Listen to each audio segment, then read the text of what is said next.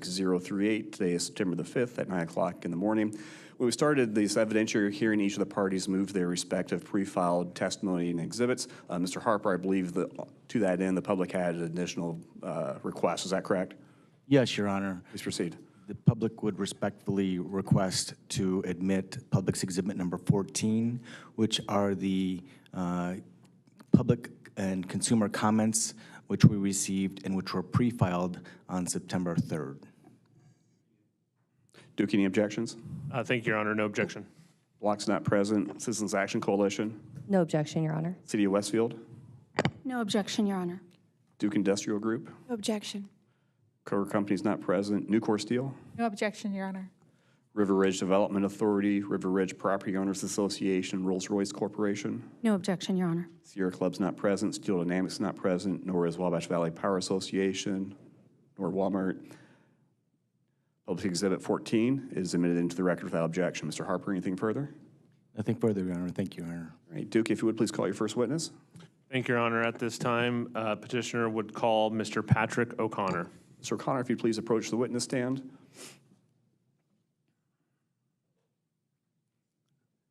And before you have a seat, if you would please raise your right hand. And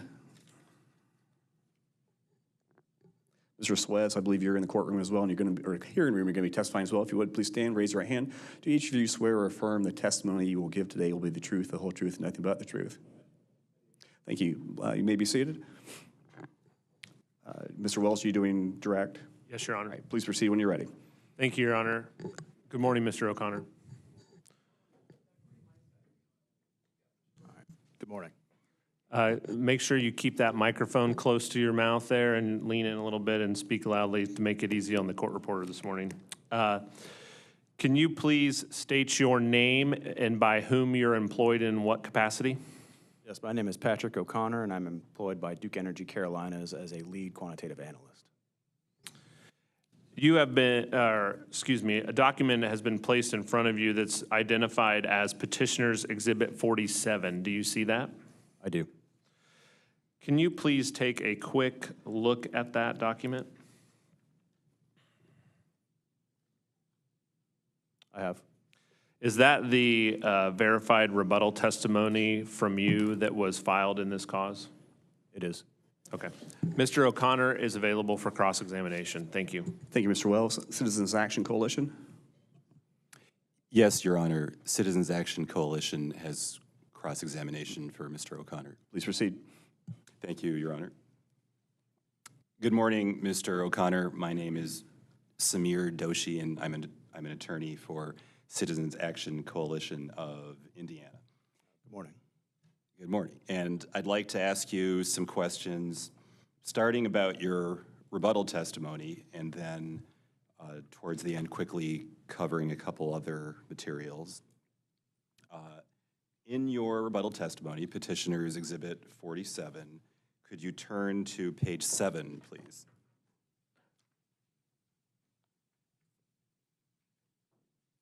I'm there.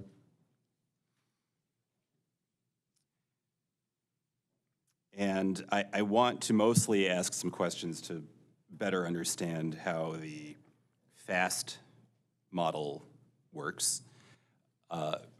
Firstly, did you personally create the FAST model as an implementation for Duke Energy Indiana of the PowerSim production cost modeling tool? So the PowerSim production cost modeling tool serves as the core engine of our fuel forecasting framework. We have a team built around that serves all of our different jurisdictions. But I did the primary configuration of that model in 2020 to set up the Duke Energy Indiana configuration. Okay, thank you. Sir, if you would, please make sure you're speaking directly into the microphone. Thank you. Thank you. And still on page 7, at the bottom, line 19, you state that the company uses 100 simulations. Does that mean every time you run the FAST model, there's 100 simulations? That is correct, yes. Oh, no, in general, yes. Thank you. And how often do you run the FAST model? So we do formal fuel forecasting once a month. We also have we do modeling to support the fuel filings on a quarterly basis, and we have a nightly run that informs our traders. Thank you. And when you say inform the traders, is that the supply offer adjustment? Not necessarily. It helps them understand the current projected position based on how commodity prices have moved overnight. Thank you. And the FAST model also supports the supply offer adjustment. Is that right? Yes, we use the same simulations we develop in our midterm fuel forecasting to train the models we use for the supply offer adjustment, and we also use the same simulations at a given time. And how often is the supply offer adjustment run? We run the formal supply offer adjustment once a week to change the dispatch price of the units. So are you rerunning the FAST model once per week in conjunction with the supply offer adjustment? Yes, that does happen. Okay, thank you. And back to line 19, I somewhat got off track of the question I meant to ask. You have 100 simulations every time you run the FAST model, right? Typically, yes.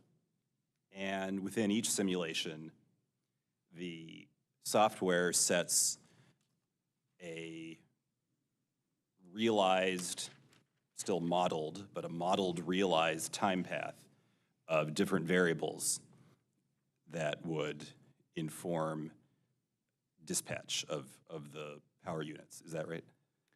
So when we model, we try to capture some of the core uncertainties that would affect the dispatch of our units. So that includes modeled time paths, as you say, of power pricing for our units, modeled time paths of any potential generator outages, modeled time paths of other commodities such as oil and gas that would influence unit dispatch as well.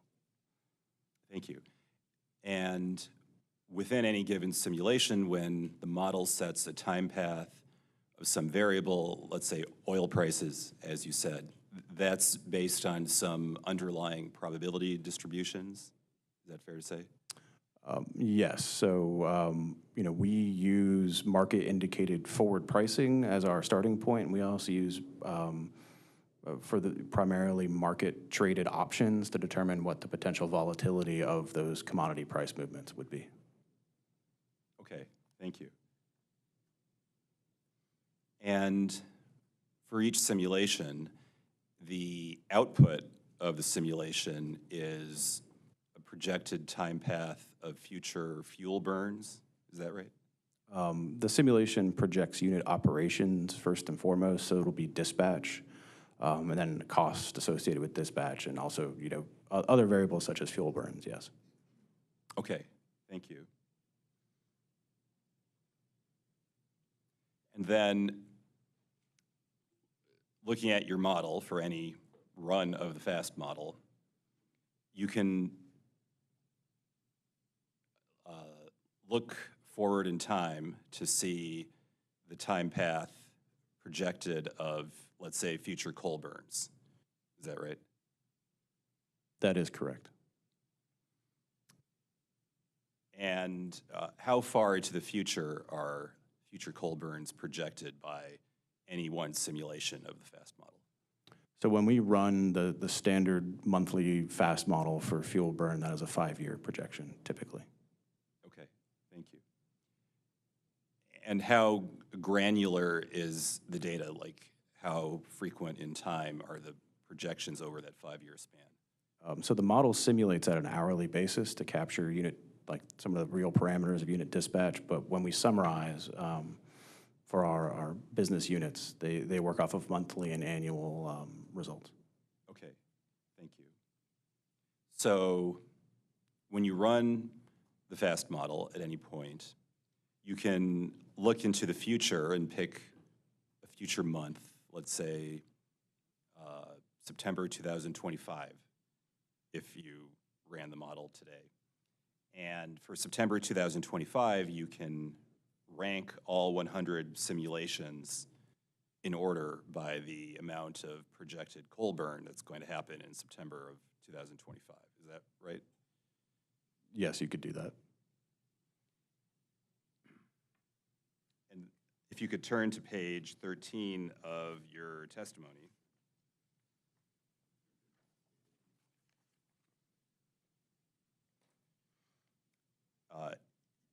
From lines 4 to 11, you discussed P25 and P75. Now, are these data points based on a construct where, as I just described in my prior question, you are ranking all 100 scenarios from smallest to largest in terms of projected coal burn as of some future moment in time? Yes, that would be generally correct. Okay, thank you. And still on page 13, lines 10 and 11, you said, depending on the nature of the risks involved, tail cases, e.g. P5, P10, P90, P95, may be considerably lower and higher than the P25 or P75. Do you see that? I do. And could you explain what you mean by tail risks? Yes, so in any variable, you have a central sort of core, and I think you heard Witness Verderame yesterday talk about how they use that middle 50 simulations to help inform their coal procurement plan. Beyond those 50, you can have tails essentially that you can have higher or lower risks, and you can have risk that's also asymmetric. So something we see in power markets and is actually embedded in the structure of how those products are traded in terms of options is that there is structurally higher risk of high price events and tail events within those markets. Okay.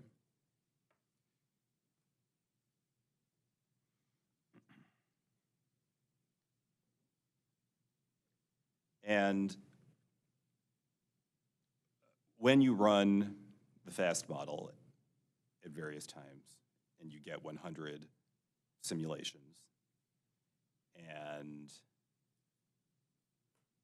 let me strike that because I should rephrase it. When you run the FAST model at any given time and you get 100 simulations and you pick a future point in time that was projected by the model, and if you build a histogram of all the coal burn projections across the 100 simulations as of that future point in time before I randomly referred to, September 2025, let's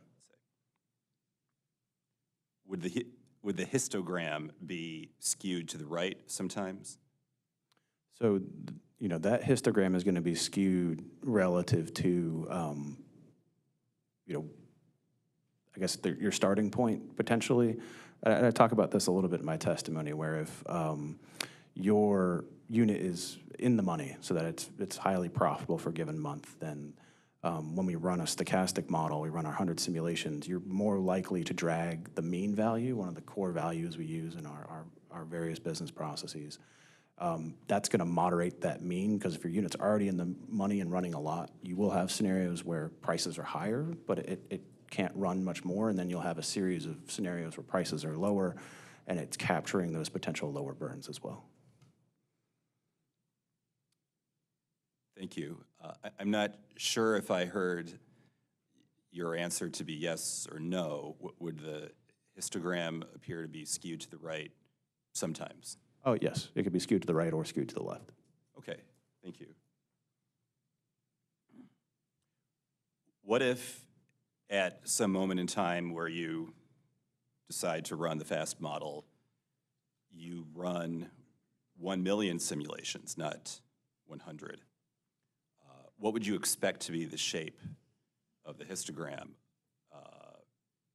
for a future projected point in time if you rank the Colburn forecasts for that single future moment in time across 1 million simulations? So, you know, obviously we run with 100, and that histogram has a certain general shape to it. And the reason we've configured to 100 is a combination of that being sufficient adequacy, that the values we use, our P25s or P75s, our mean, are very stable run to run, so that 100 is sufficient to get those pinned down fairly well. If we were to run 1 million scenarios, you would have a theoretically identical shape. You know, the final shape would always, of course, be a little bit different. But I think the net effect would be fill out the tails with more detail, but those middle 50 scenarios would remain fairly stable in terms of their contents. Thank you. And do you have any expectation if, hypothetically, you ran 1 million simulations, would the histogram look symmetric about the median? No, it would not. What's your expectation of the shape in that case? I think the shape would be generally the same as you would get from 100 simulations, because your same theoretical draws of power prices would exist, your same theoretical draws of outages would exist. The shape of that distribution is governed by the shapes of the underlying probabilities. It's not governed by the number of simulations so much once you have a sufficient number. Okay, thank you.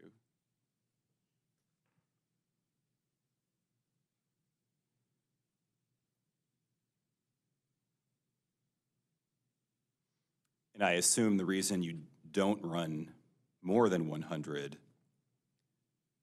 when you run the FAST model at any given time is time or cost of running more than 100 simulations. Would that be fair to say? Yeah, 100 is the point where we found balance, where we believe our results are accurate and useful. And you know, running 1 million simulations would take a very long time. Okay, thank you.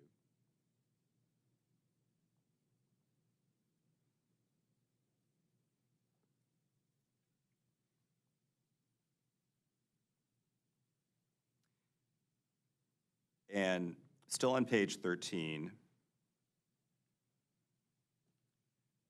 starting at line 12,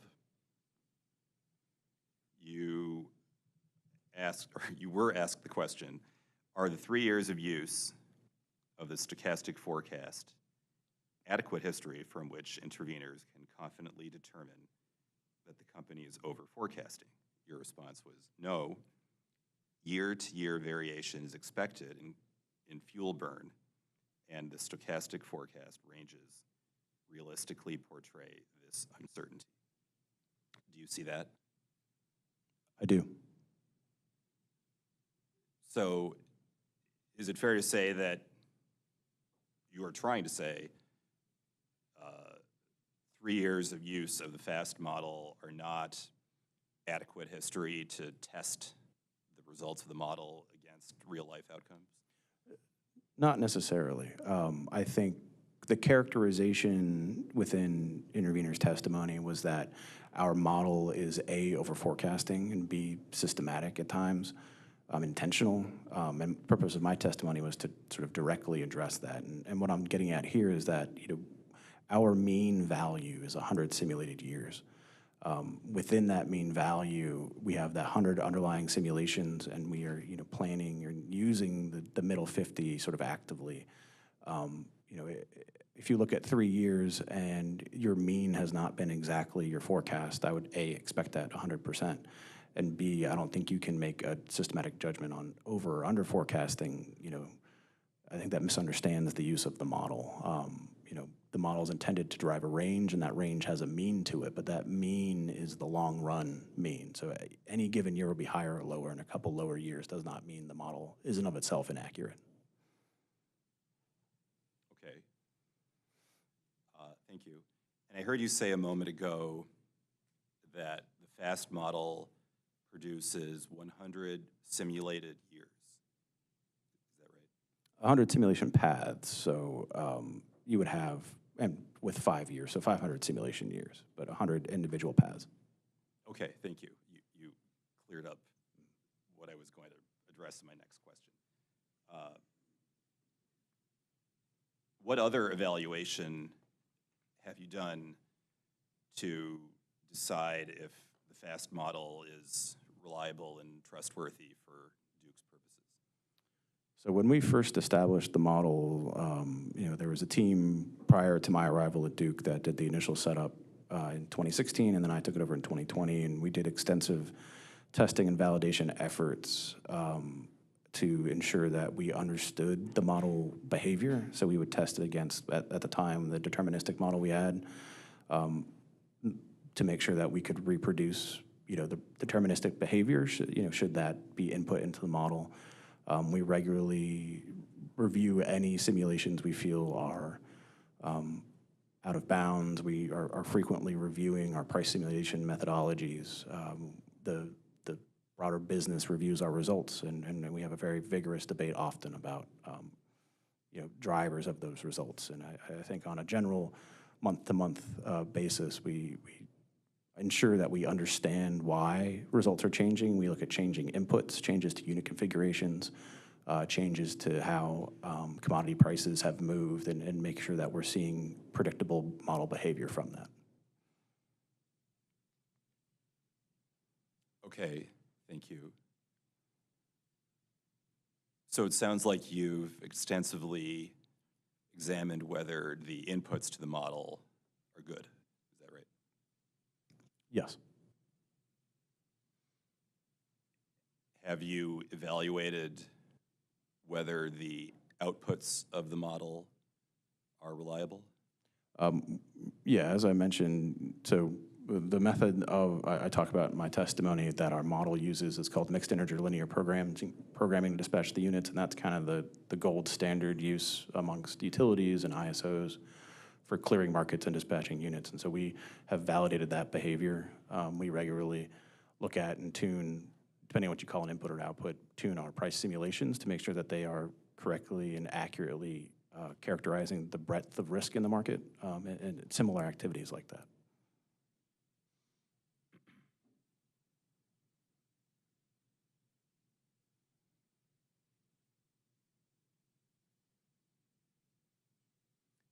Have you tested whether the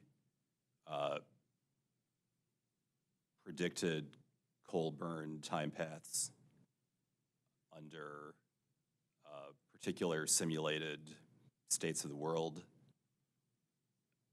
match real life coal burns based on actual realized states of the world?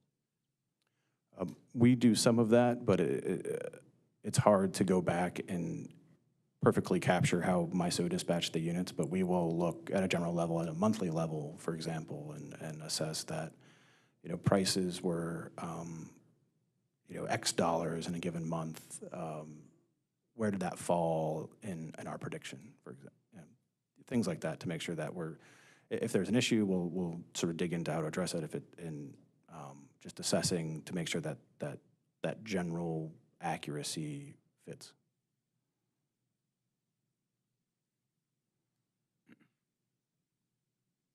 So you've evaluated the accuracy of price projections, is that fair to say? I don't think accuracy of price projections is necessarily the correct way to think about it. I think looking at how price movement fits into the stochastic range does. So we've seen some fairly extreme price movements in the last couple of years. And when we go back and look at where those prices fall within relative to our simulations, they are within the tails, I would say. Like if in my testimony, I talk about really the intense price movements, 2021, 22, 23, and how, that type of movement, that type of volatility is captured, and we've looked at how it's captured in our models. Okay, thank you.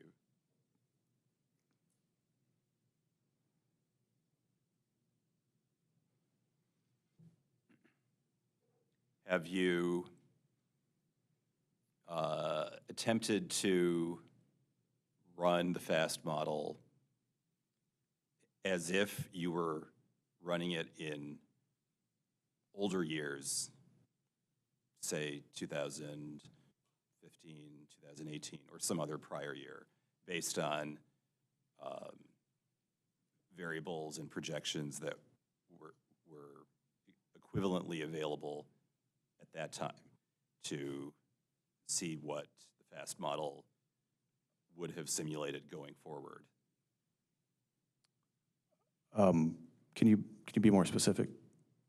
So, when you say projections based on a period in time, are you talking about a forecast, like given a set of prices or a price curve at a point in time? Sure. So the way I'm imagining it, this could be unrealistic, is you could go back 10 years to, let's say, I'm just picking a year somewhat randomly, 2014, and based on market information of the same type that the FAST model takes in today, you could run the FAST model as of a point in time in 2014 and create 100 simulations looking forward 5 years into the future that would forecast a time path of coal burns in each of the 100 simulations. Have you done anything resembling that? I think our general process, even before the model became in production, I think accomplished some of that. So, I sort of began the, I'd say, production configuration of the model early in 2020, and we were evaluating its, projections through time, obviously while tuning the model and configuring it up until November 2020 when we put it into production. We did not go back, say, to 2014 and put those numbers in. Did you go back to any prior times before the time you actually began using the FAST model? Like I said, there were times within that development time frame that we were doing that. So we would have projections based on, 2020, we were able to look back and look at the accuracy of.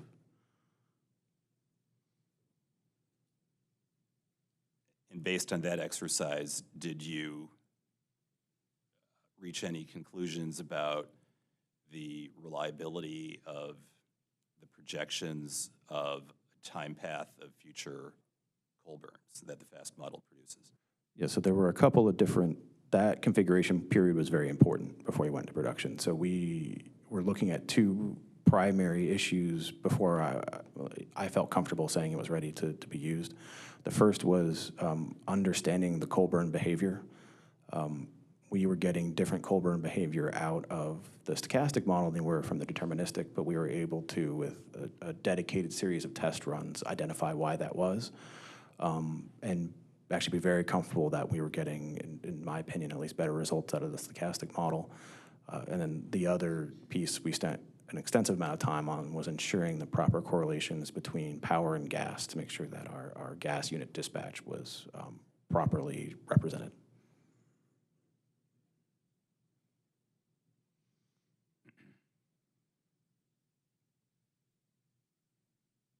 During that testing period in 2020, did you compare the time path of projected coal burns that the FAST model produces against real-life coal burn observations? I don't recall doing that.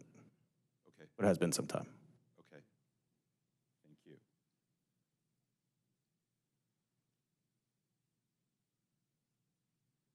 Can you turn to page 15 of your rebuttal testimony?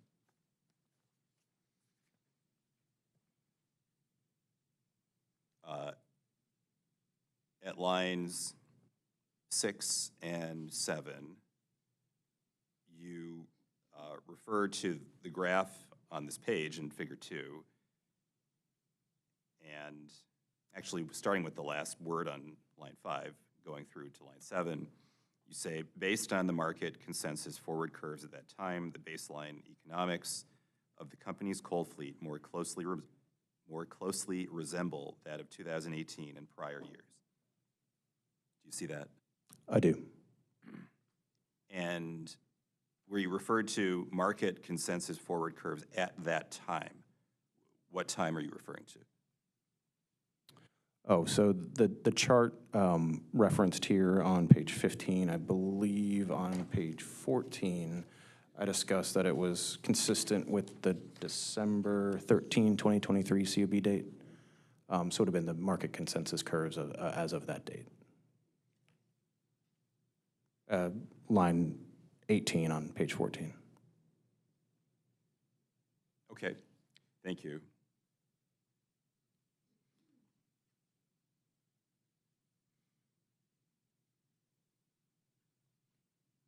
So when you refer to the ICE, and that means Intercontinental Exchange, right? Yes. When you refer to the ICE market forwards as of December 13, 2023, is there a future time horizon you're looking at? So consistent with the general fast model, we have a 5-year time horizon. We're probably pulling down the full, I believe different curves have different lengths. Henry Hub goes a very long time. The Indiana Hub power curves, I believe, go into the 2030s, but we're primarily concerned with the forward 5 years. Okay. And when you say baseline economics on page 15, line 6, are you referring to projected power market prices? It's intended to be a qualitative observation that the combination of, at a gross level, the forward power market and then the company or the individual unit economics, as dictated by fuel prices and O&M, we're generally favorable and pointing to favorable or at least higher burn outcomes.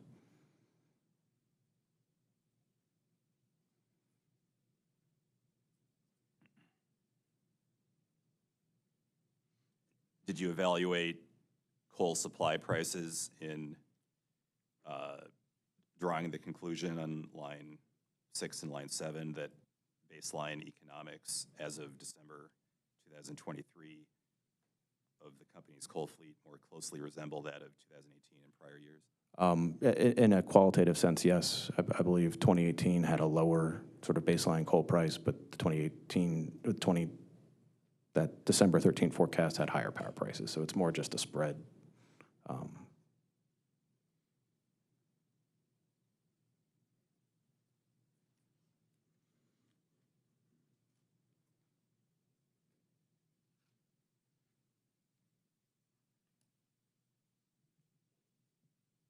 Okay, thank you.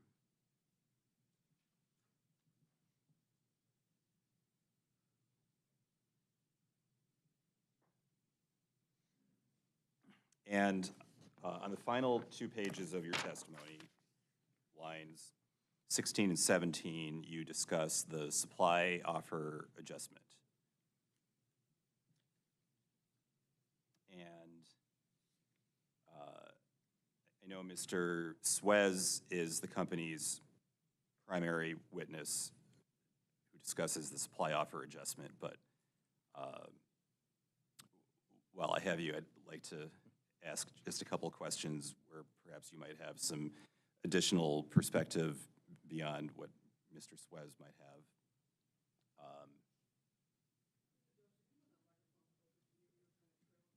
I'm sorry, yes.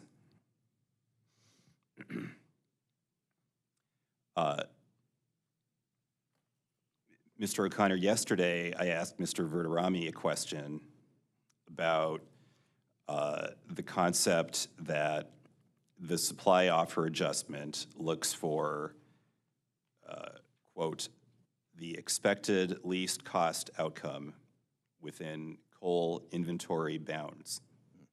And that quote is from a Duke discovery response, which is already in evidence. I could direct you to it if you'd like, but I just want to ask a question about that concept. That's fine. So you don't wish to see the original? If I could see the full response, that'd be helpful, yes. Oh, okay, sure. We'll go off the record. Thank you, Your Honor.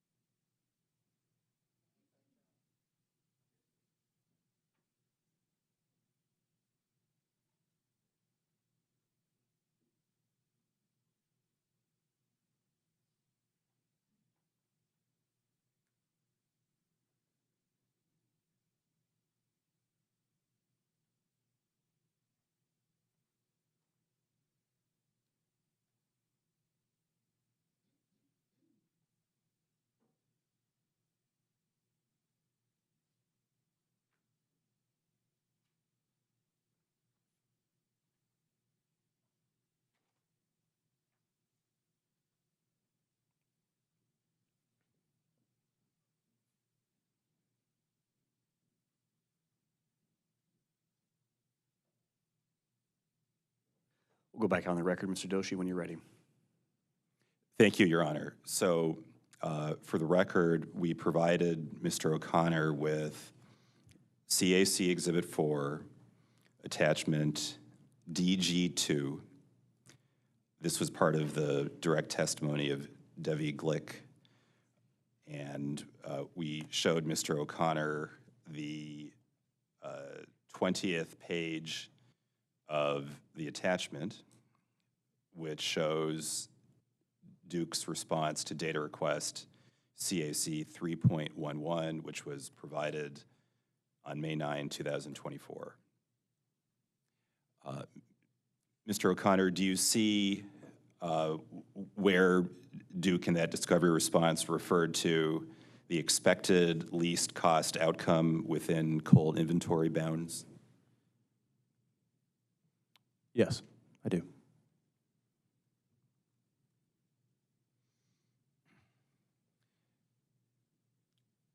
And I asked Mr. Verderami yesterday, and he perhaps wasn't 100% sure. I asked him exactly what cost is being measured as that phrase contemplates cost. Yeah, so I'm happy to answer that. The supply offer adjustment, is one of the tools that our teams use to manage coal inventories. When we run that process, there are two, in my mind at least, two elements of cost that factor in. The first is I'd call it the human element in terms of how our teams are managing the supply portfolio. And the decisions they're making around our various contractual and transportation options, those have costs that they are monitoring. Those go in as various inputs and constraints in terms of physical limitations in the model. And then within the model itself, it solves to minimize the deviation from a baseline market dispatch in a positive or negative direction. So when we talk about cost, it's about the cost of moving away from, assuming that our market dispatch would begin from our baseline coal plant economics. It minimizes the expected cost of moving away from that baseline cost or baseline dispatch price. Thank you. And what is the baseline dispatch? So our baseline dispatch, and we've talked about this, I think, in my testimony and elsewhere, is it consists of variable and fixed O&M costs. It has our coal unit fuel costs as determined by planned coal deliveries to a station. You have things like heat rates on the units, their efficiencies, their startup and shutdown times, things like that determine the baseline cost.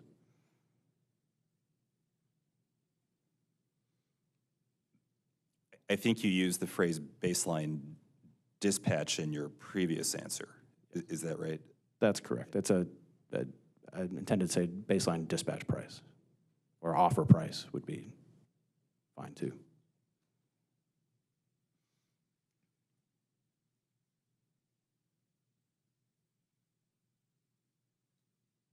So when you say the model, or rather the supply offer adjustment, is seeking to minimize deviations from the baseline offer price,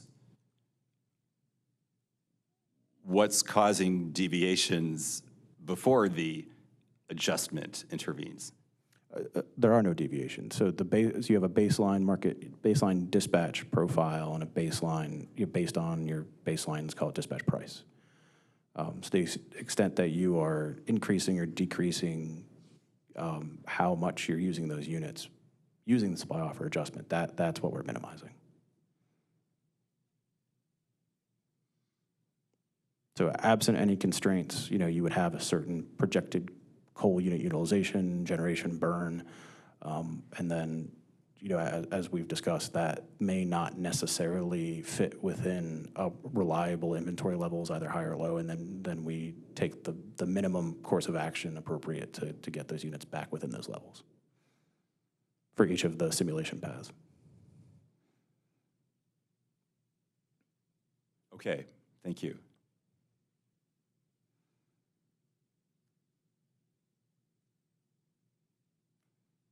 So is it fair to say that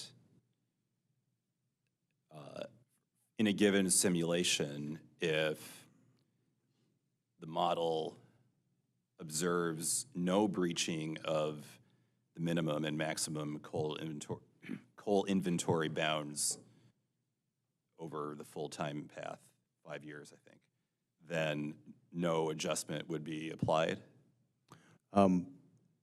In general, yes. Just to clarify, though, that we typically do not run the adjustment over a full 5 years. It's, I'd say 12 to 24, generally speaking. But yes, we often, I would say, within nearly every run, there are simulations that require no adjustment. Okay, thank you. And if the model for a given simulation observes that a coal inventory bound could be breached just one time over the time path modeled, then is it fair to say the adjustment would be triggered for that one time? Not necessarily. So the supply offer adjustment process includes an approximation of our actual sort of supply flexibility. I think witness Verderame testified that we have some, but not much. But within the model, we elect to use that prior to putting any dispatch adjustment on the units.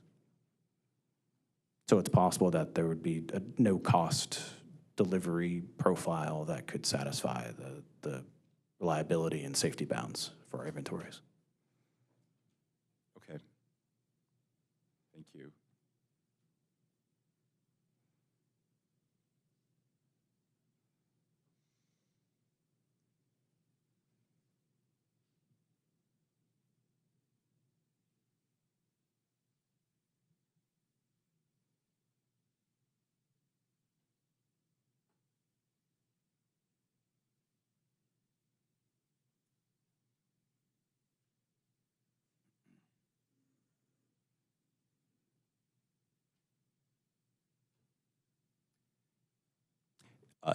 Your Honor, could we go off the record again briefly to provide Mr. O'Connor with another exhibit? Yes, you may approach. We'll go off the record. Thank you.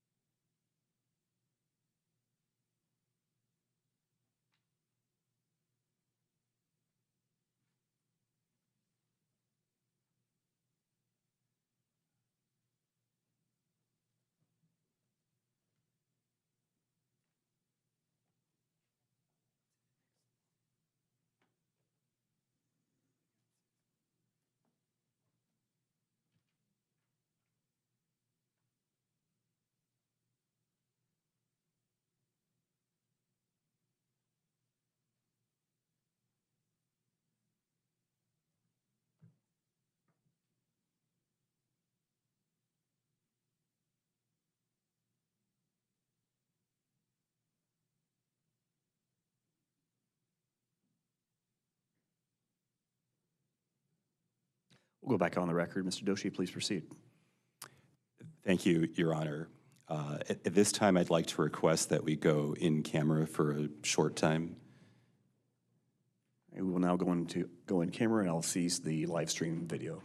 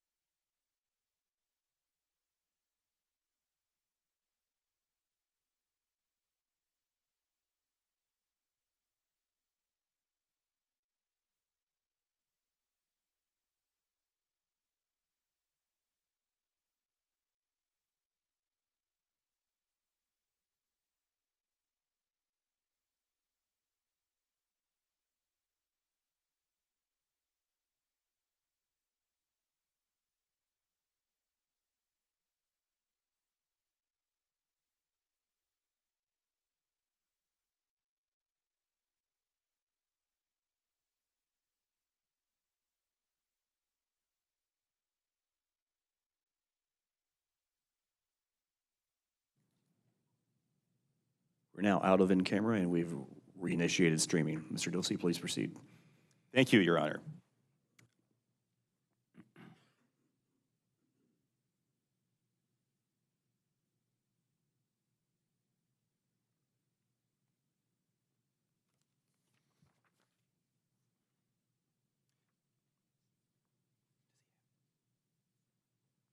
Mr. O'Connor, do you have with you a set of discovery responses compiled together, numbered as CAC 17.05 through CAC 17.10?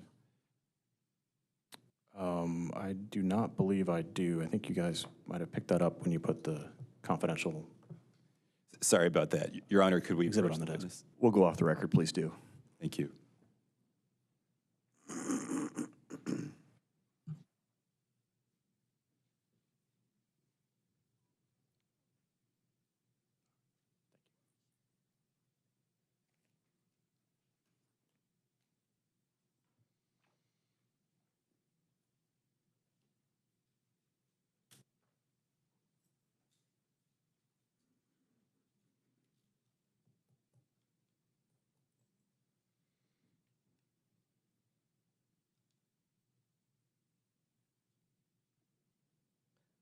We're back on the record. Mr. Doshi, please proceed. Thank you, Your Honor. Mr. O'Connor, do you now have that set of 6 discovery responses numbered as CAC 17.05 through CAC 17.10? I do. Thank you. And I'd like to go through each one of them with you briefly.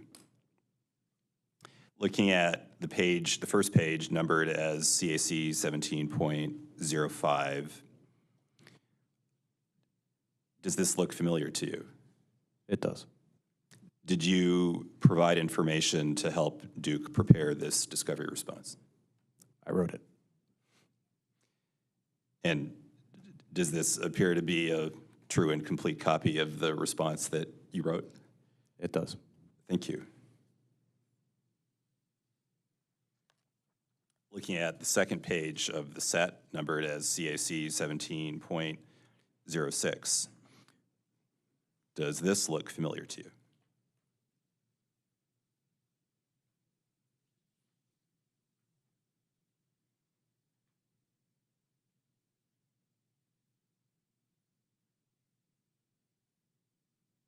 It does.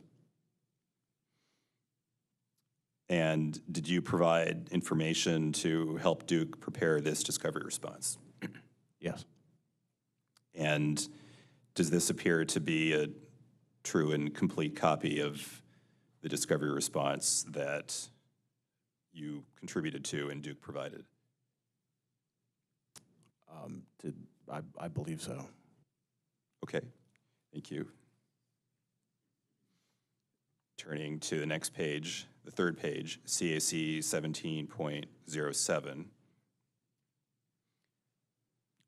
Does this look familiar to you?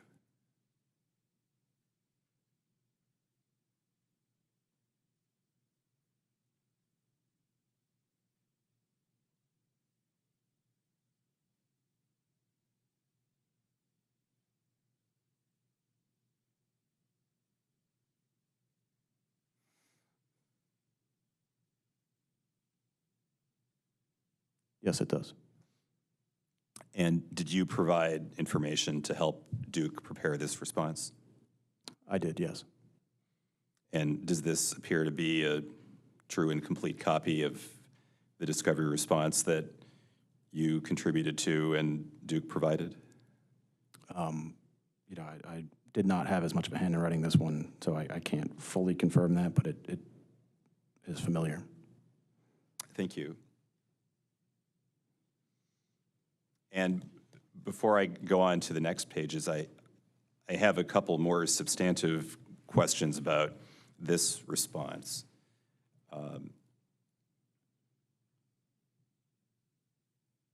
In Part A,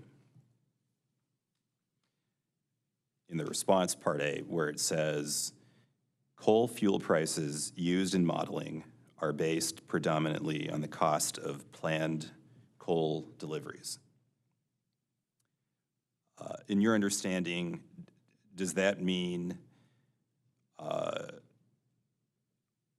coal deliveries that are planned to meet dispatch needs or some other type of planned deliveries? Yes, it's representative of the company's planned contractual obligations to receive coal, is my understanding.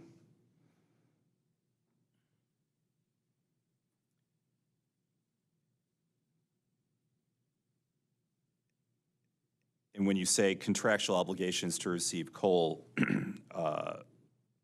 over what time period is that examined? I mean, we would attempt to get input from our sort of commercial and transportation teams for the full horizon of our model runs, although I don't know how long our contracts run. I think each one varies.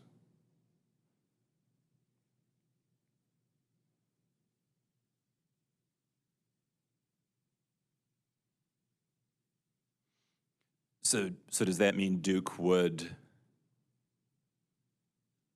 look separately at the cost of planned coal deliveries for each supply contract over the life of the contract or some other time horizon? Can you rephrase? I don't understand the question. Sure. I'm just curious about the phrase, the cost of planned coal deliveries.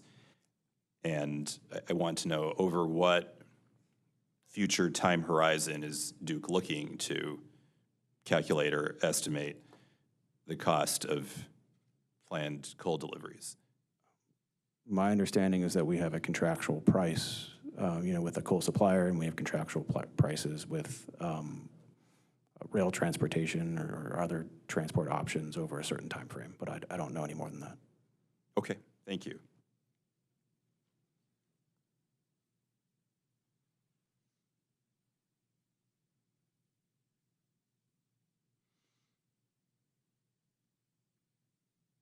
And do you know, and if you don't, I'll certainly try to ask Mr. Suez later,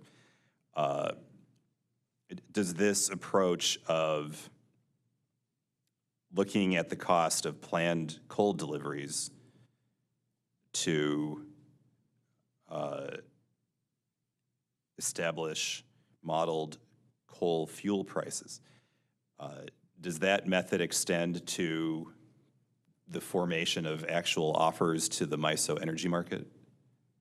Subject to check, I believe it does. I believe those use either balance of month expectations or prompt month, depending on where we are at the time.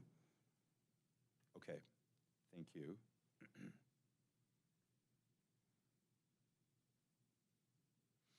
Okay, I'd like to move to the fourth page of this set, which is marked as CAC 17.08. Mr. O'Connor, does this look familiar?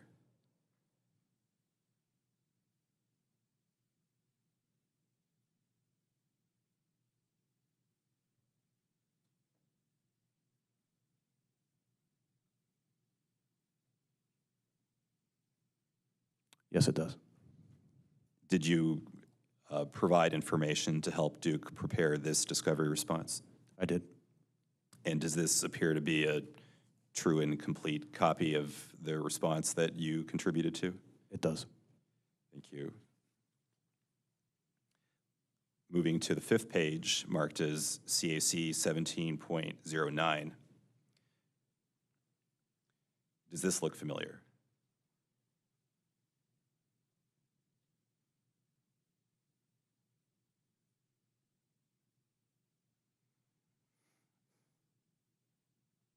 It does. And did you provide information for Duke to prepare this discovery response? I did. And does this appear to be a true and complete copy of that response? It does.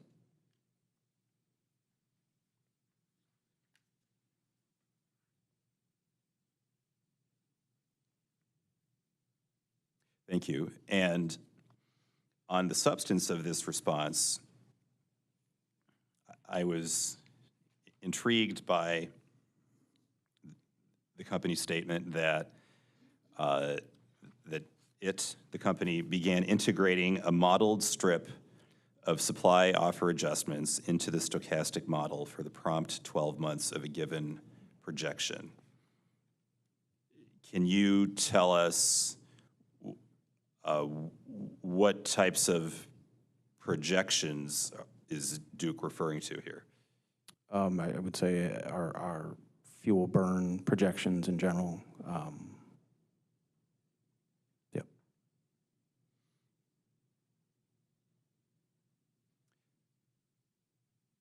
And what is a modeled strip of supply offer adjustments?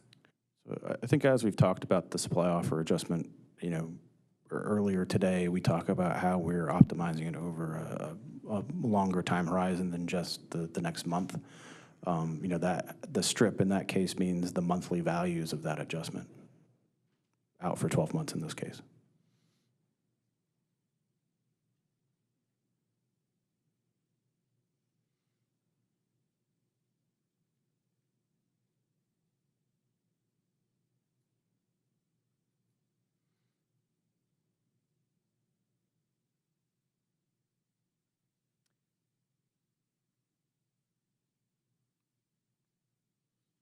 So does that mean, to the extent the FAST model is being used in this base rate case to forecast base fuel cost, the modeled strip of supply offer adjustments is part of that forecast? Is my understanding that the test year for this is 2025, and the modeling that was supporting this process occurred as part of FAC 138 with an October COB date. And so in that case, there would be no adjustments in the context of the rate case. So, sorry, you said October. Which year? 2023. Okay.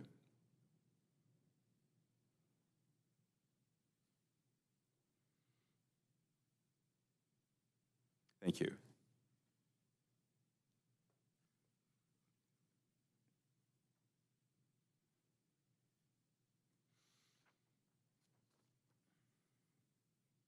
And then the final page of the compilation, labeled as CAC 17.10. Does this look familiar?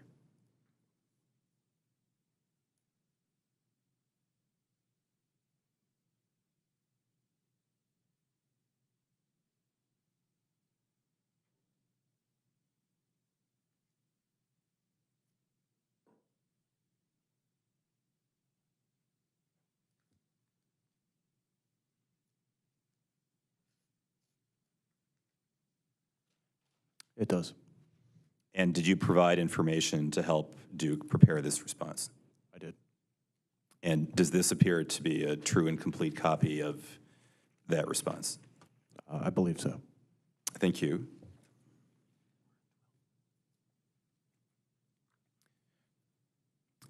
We'd like to mark this as, sorry, I think it has been marked as CAC Exhibit CX12. And at this time, I'd like to move for admission of the exhibit CAC CX12. Duke, any objection? No objection. City of Westfield. I'll get it, Your Honor. No objection. Thank you. Industrial Group. No objection, Your Honor. Nucor. No objection, Your Honor. River Ridge Development Authority, River Ridge Property Owners Association, Rolls-Royce. No objection. OECC. No objection, Your Honor. Citizens Action Coalition, cross-examination Exhibit 12 is admitted into the record without objection. Mr. Doshi. Thank you, Your Honor. And that's all the questions I have for Mr. O'Connor. Thank you, sir. City of Westfield, any cross? No, Your Honor. Industrial Group, No, Your Honor. Nucor, No, Your Honor. River Ridge Development Authority, River Ridge Property Owners Association, Rolls-Royce, No, Your Honor. OECC, No questions, Your Honor.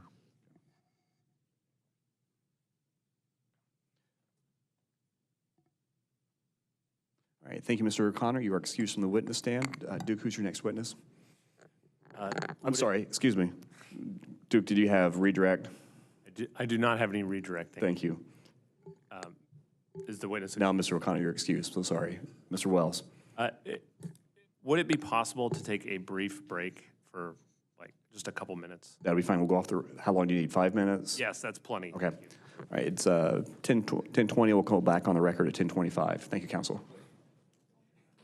We'll go off the record.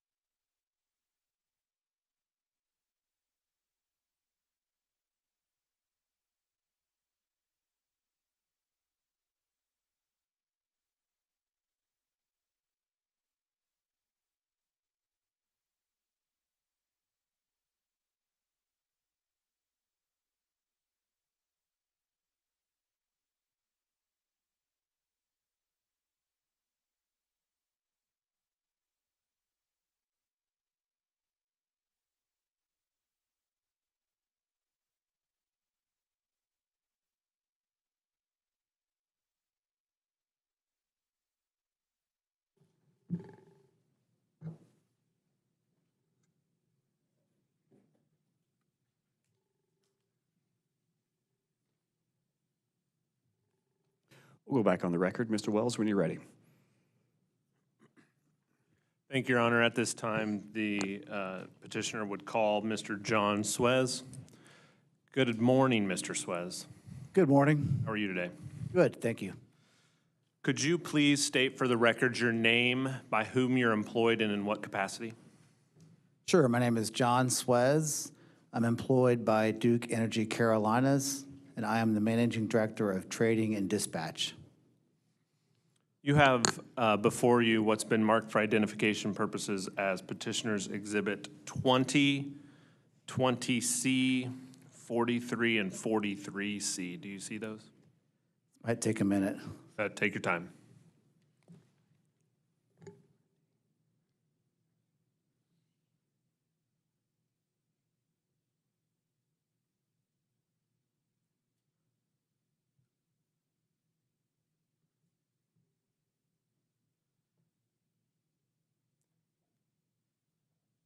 Okay, I see 20C, 20R, and 43. It might not be an R, I'm sorry. It might be 20, 43, and 20-C. Is that correct? Your Honor, may I approach the witness? We'll go off the record while you do so. Thank you. I always have trouble finding the number. That's the number, right? 20C, 43, and 20, right?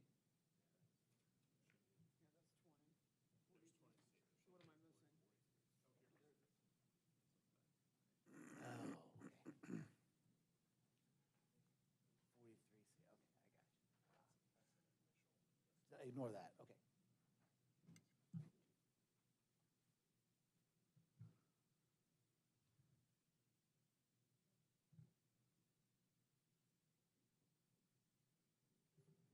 We'll go back on the record. Mr. Wells. Thank you, Your Honor. Mr. Swez, let's try this again. I think we have the appropriate exhibits in front of you now. So do you see what's been marked as Petitioner's Exhibit 20, 20C, 43, and 43C? Yes, I do. And are those copies of your verified direct testimony and rebuttal testimony with their confidential portions that were pre-filed in this cause? Yes, they are. Mr. Swez is available for cross-examination. Citizens Action Coalition. Yes, Your Honor. Citizens Action Coalition would like to cross-examine Mr. Swez. Please proceed. Thank you, Your Honor. Good morning, Mr. Swez. My name is Samir Doshi. I'm an attorney for Citizens Action Coalition of Indiana. I'm going to ask some questions mostly about your direct and rebuttal testimonies and then a few questions about some other materials. Could we start with your direct testimony, Petitioner's Exhibit 20? Could you go to the bottom of page 8?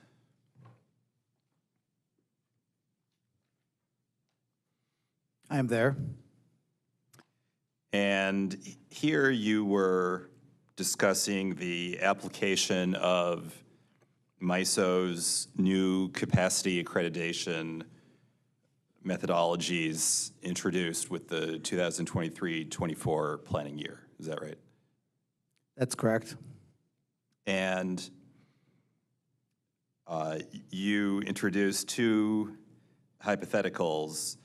In the first hypothetical, a generator is unavailable in 3% of hours in a season, which happened to coincide with the 3% of hours that MISO designates as Tier 2 hours, correct? That's correct. And in your second hypothetical, a generator is available only in 3% of hours in a season, but those hours happen to coincide with the hours that MISO designates as Tier 2 hours. Is that a correct description of your hypothetical? That is, yes. And Tier 2 hours are the hours that MISO measures based on defined criteria as being risky for the MISO system. Is that right? That's fair, yes. In your second hypothetical that's described in the first full sentence at the top of page 9, lines 1 to 3, where the generator is available in 3% of hours in a season and not available in the other 97% of hours in the season, isn't it correct that MISO also measures something called Tier 2 hours? And this hypothetical generator would get a 0% availability for all the Tier 2 hours in your example? Yes, this example states that the 3% of time the generator was available, they just happened to be Tier 2 hours. So in those riskiest hours, it happened to be available, but in the other hours, it was not available. Thank you. And I'm sorry, could the court reporter read back my last question? I think I might have said it incorrectly.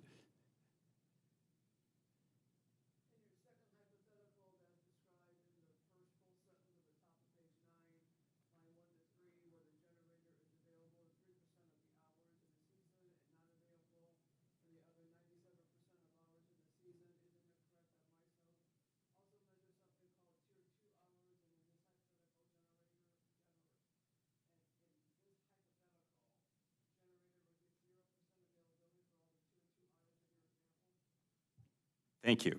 I'm sorry about the digression. I did say that wrong, and I'm sorry. I meant to say MISO also measures something called Tier 1 hours, which are the non-risky hours in a season. Is that right?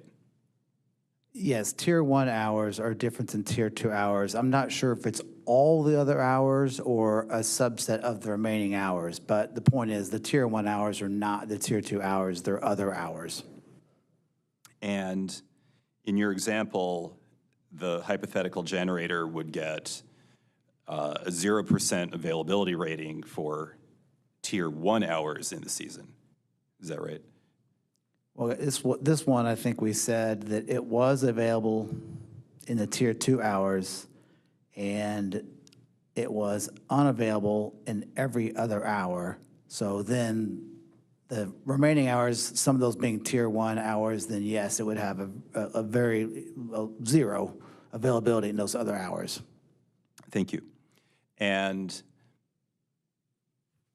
for purposes of calculating an individual generator's ISAC, which stands for Intermediate Seasonal Accredited Capacity, MISO weights a unit's availability at 80% of Tier 2 hours availability and 20% Tier 1 hours availability. Does that sound correct to you? First off, could you point where I used the word intermediate SAC? I'm not familiar with intermediate unless I thought you were referring to installed, maybe. You did not use that term. Let me try to explore your familiarity with that.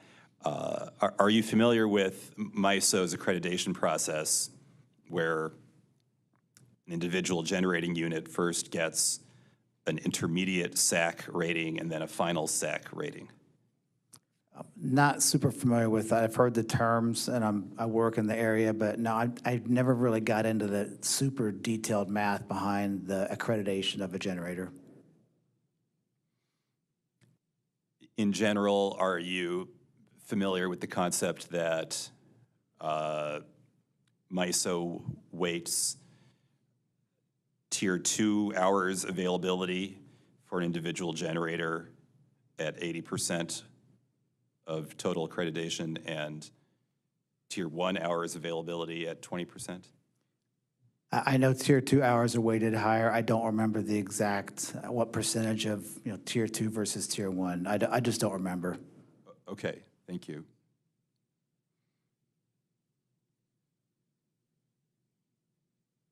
Would you agree at least that in your example at the top of page 9, the hypothetical generator that's available in 3% of hours in a season, which happened to coincide with MISO Tier 2 hours, and unavailable in the other 97% of hours in the season. Would you agree that in your example, that generator's accreditation by MISO would be less than 100%?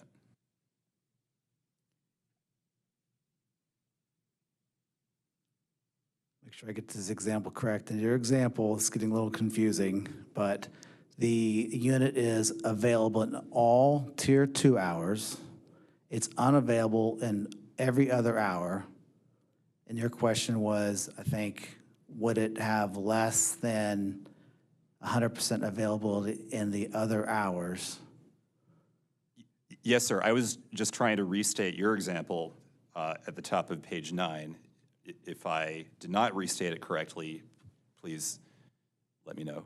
No, I'm sorry, I'm just getting a little confused. How about you repeat your question if you could, and I can try it again.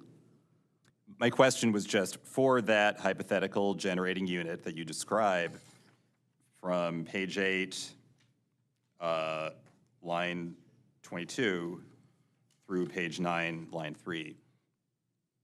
Would you agree that that hypothetical generating unit would have accreditation given by MISO at less than 100%?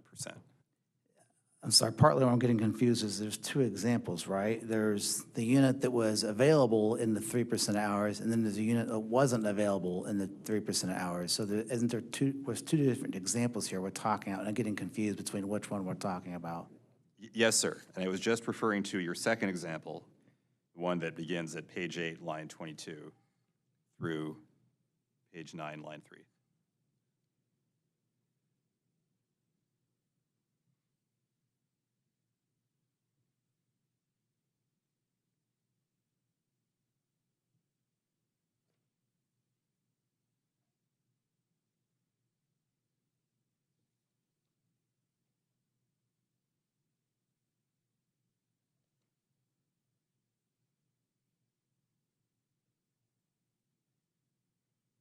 Okay, so could you repeat the question again? My question was for the hypothetical generating unit that you described there, would you agree that this unit would receive less than 100% capacity accreditation by MISO? It would receive less than 100%, correct, I agree. Okay, thank you.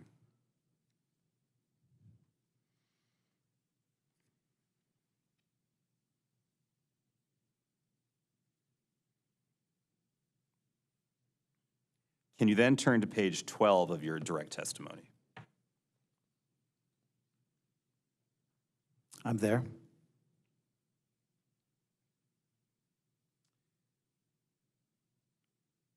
And at line 13, or beginning at line 13, you write, due to the low auction clearing price in the 2023-2024 PRA, Duke Energy Indiana purchased additional capacity from MISO. And then you gave a few reasons for that, going to line 19. Do you see that? I do. And PRA means Planning Resource Auction, right? That's correct. And that's colloquially called the MISO Capacity Auction? Yes. Thank you. My question is, at line 14, where you say that Duke purchased additional capacity for MISO, for which planning years are you talking about? Well, this is only talking about 23, 24, so here I'm specifically talking about 23, 24.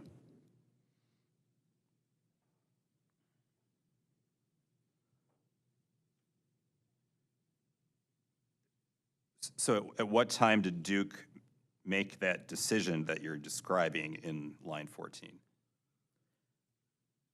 What we're talking about here is after the auction ran, it had a low clearing price.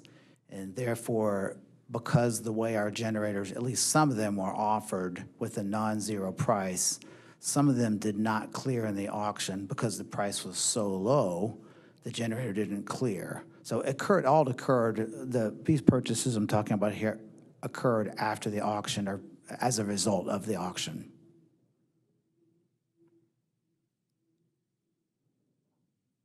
Okay. Thank you.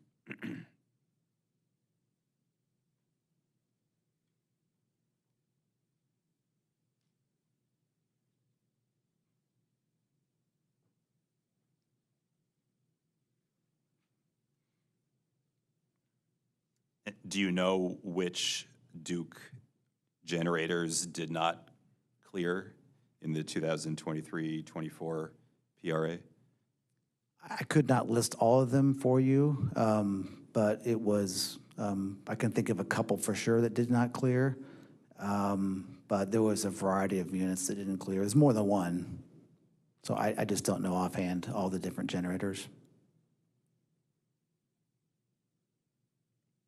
Are you able to name any?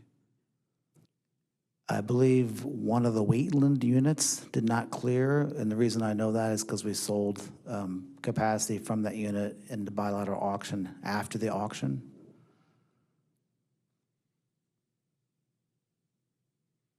Okay, thank you.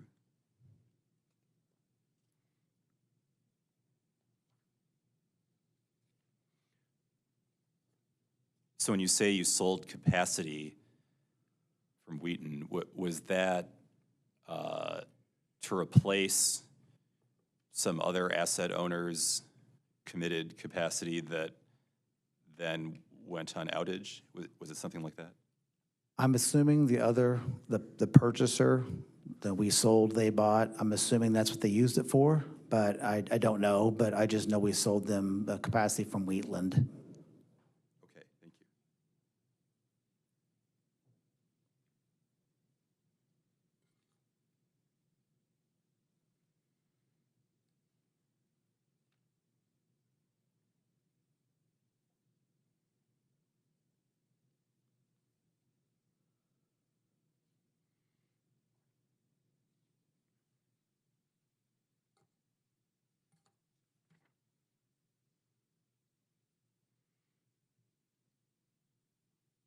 Can you turn to page 21 of your direct testimony?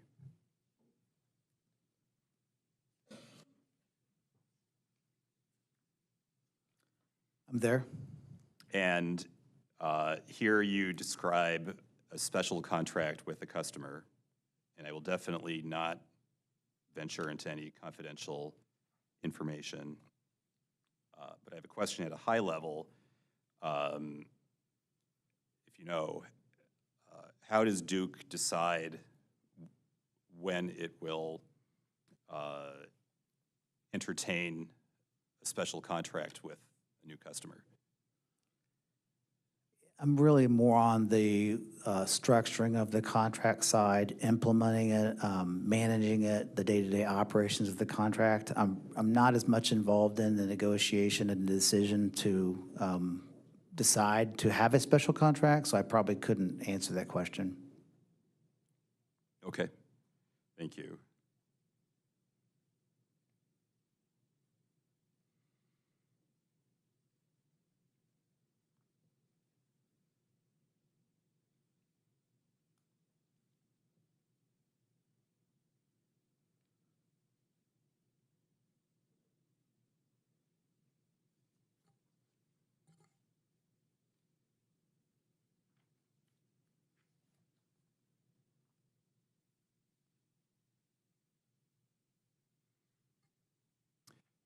Mr. Swez, at this time, I'd like to move to your rebuttal testimony, Petitioner's Exhibit 43.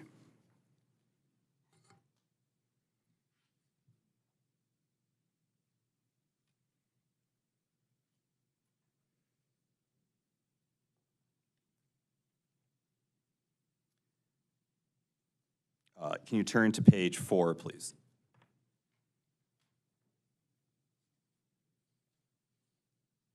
I'm there.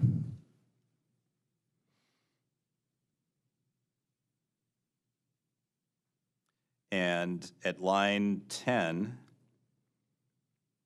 through to line 13, you stated about Edwardsport, short-term operation on natural gas only would likely force the company to procure an additional 40 megawatts of bilateral purchases, again, to the extent that these are available due to the unit's required D-rate when operating solely on natural gas operation. Do you see that, first of all? I do. And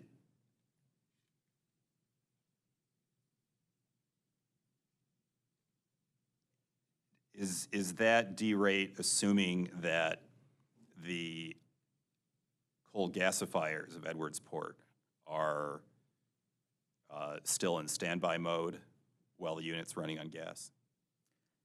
It's not assuming they're in standby mode. I would say they're just offline. There's no assumption there that the syngas systems are operating, but they're just in a state of shutdown. Okay.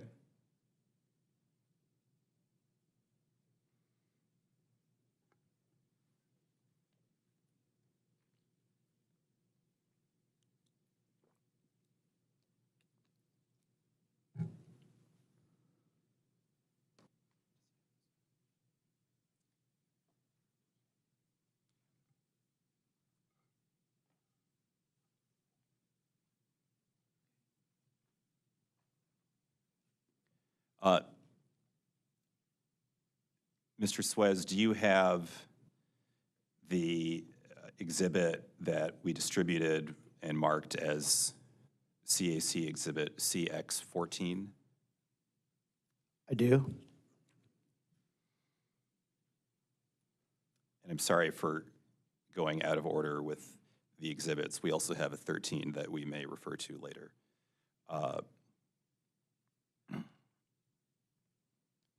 Mr. Swez, are you at all familiar with this discovery response provided by Duke, not in this rate case, but in the integrated resource plan process? I am not.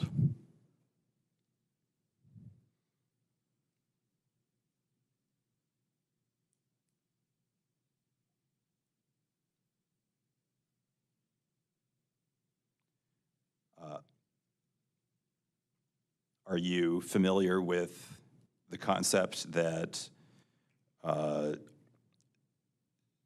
Duke is changing its modeled maximum capacity for Edwardsport, hypothetically on natural gas, to be higher than that of Edwardsport on coal?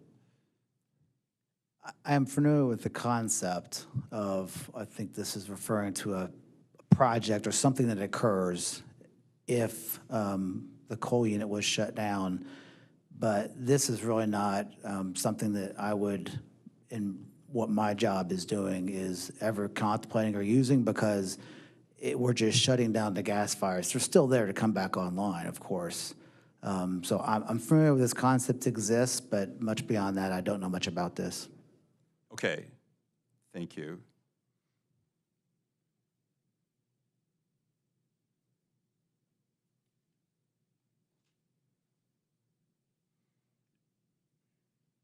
Do you have any understanding of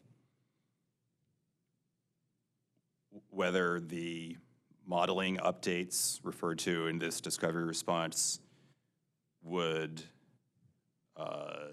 inform your statement and testimony at page 4, lines 11 to 13, about a required D-rate of Edwardsport when operating on natural gas? Objection, Your Honor. Mr. Swez, well, first of all, this calls for speculation and assumes facts not in evidence. Mr. Swez has already testified he's not familiar with the response.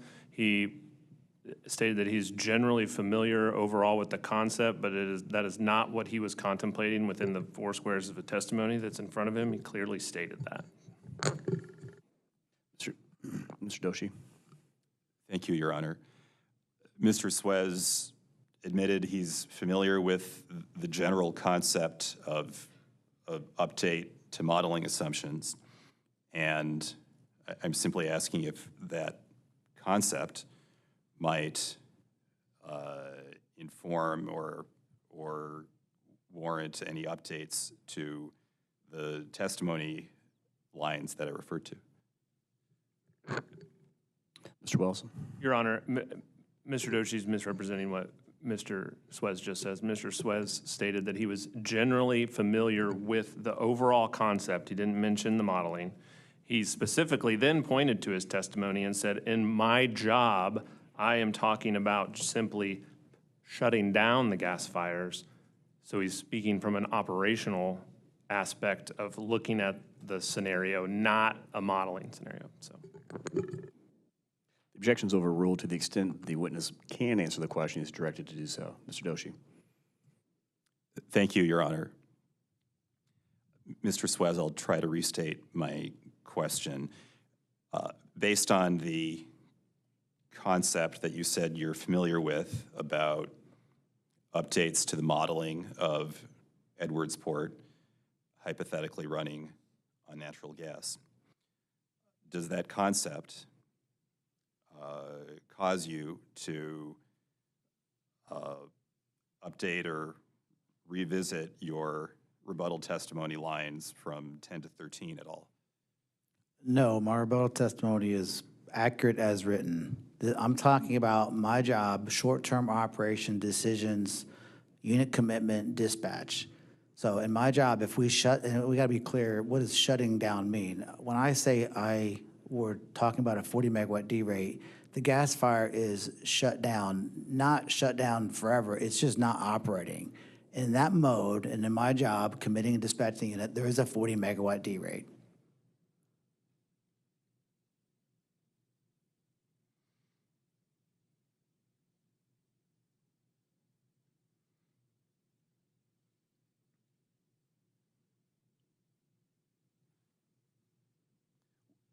When you shut down the gasifiers, as you said, and I think as you contemplated in lines 10 to 13 of your testimony for short-term operation on natural gas,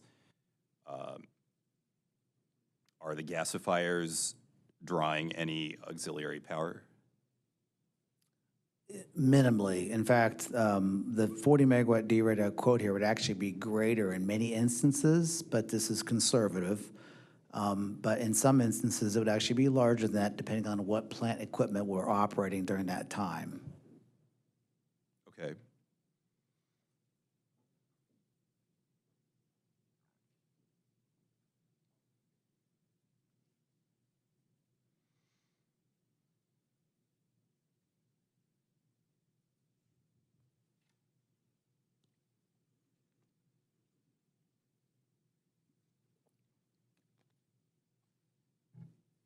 And do you know how the required D rate, as you use the term on page 12, is measured or estimated?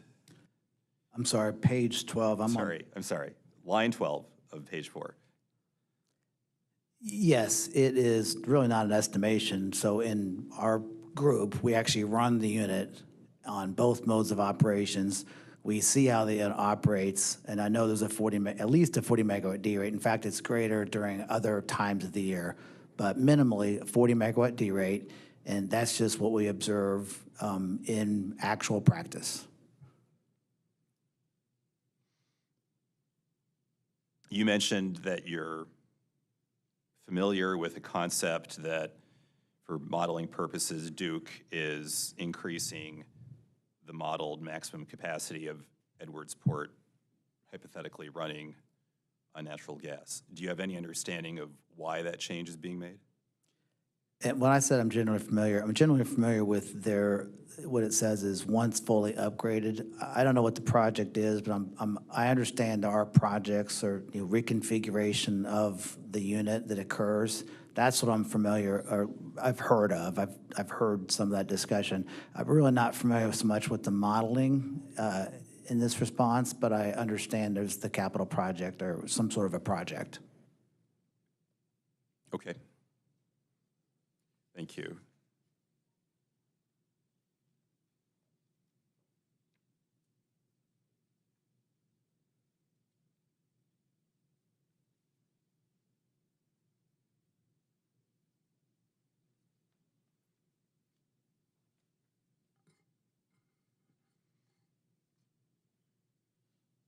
You turn to page 9 of your rebuttal.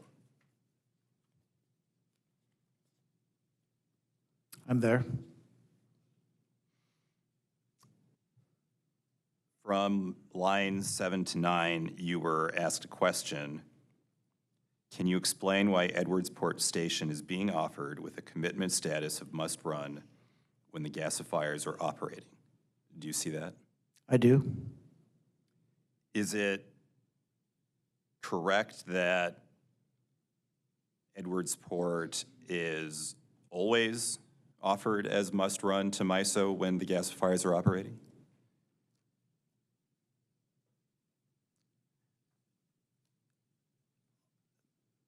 I'm hesitant to say 100%, but it's very, very high. So I'll agree, it's generally always, so yes. But it may be an hour or two here, but for the most part, yes, it's always. Okay, thank you.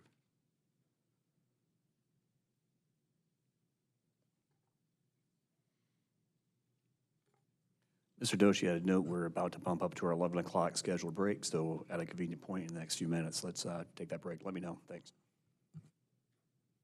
Sure, thank you, Your Honor. I'll just ask maybe 2 more questions and we could take a break.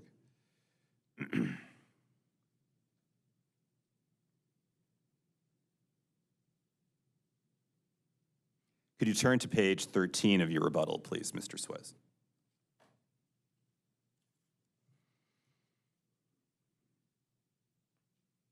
I'm there.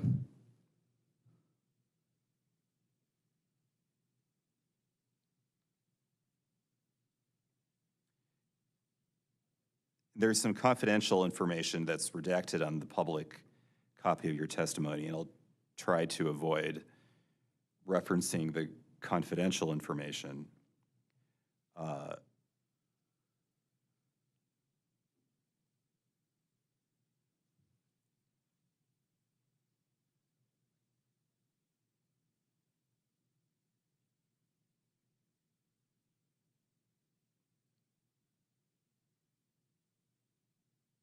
You state that variable O&M cost, O&M being operating and maintenance,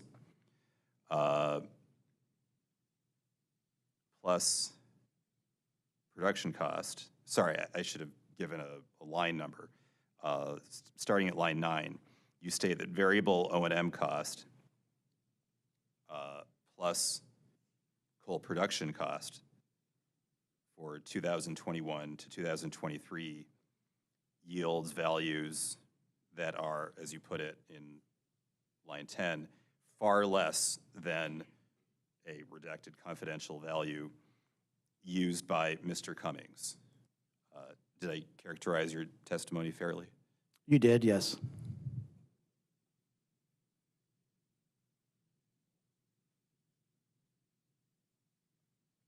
And then at line 12 to 14, you state, it is likely that the actual fuel and variable O&M at Edwardsport will be similar to that seen in 2021 to 2023 and will not have as large of a difference as was forecasted. Do you see that? Yes, I do.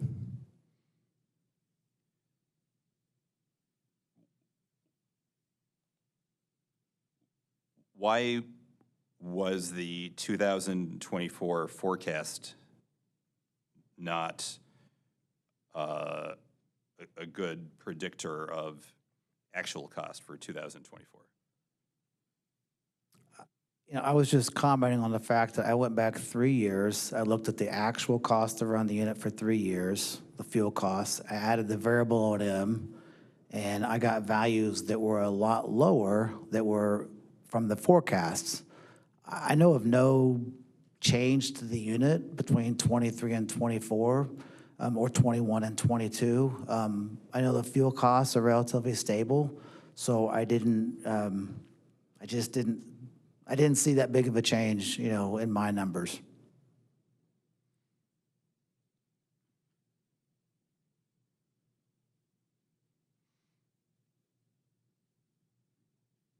According to lines 2 to 4 on page 13, Mr. Cummings was using 2024 forecasted production cost that Duke provided. Is that correct?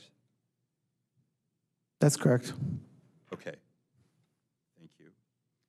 Your Honor, I'd be happy to take a break now. All right, the time is 11 o'clock. We'll reconvene at 11:20. We'll go off the record. Thank you.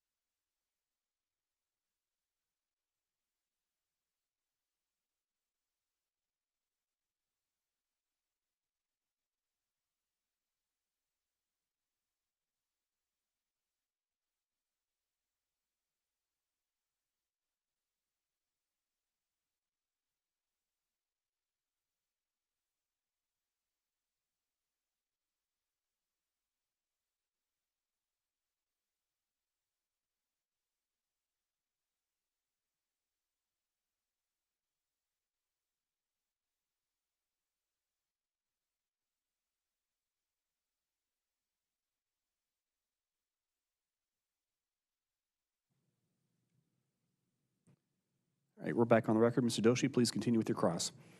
Thank you, Your Honor. Mr. Swez, before the break, we were looking at page 13 of your rebuttal testimony, and I believe you confirmed that Mr.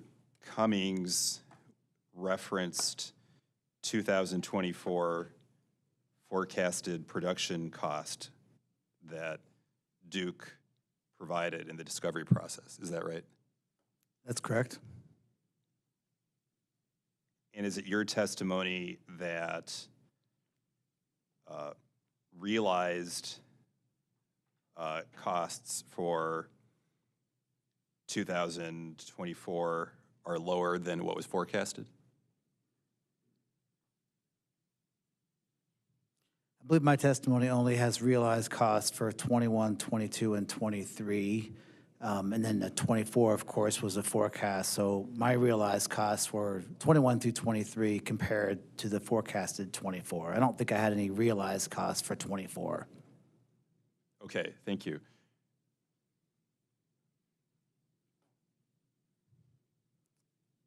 So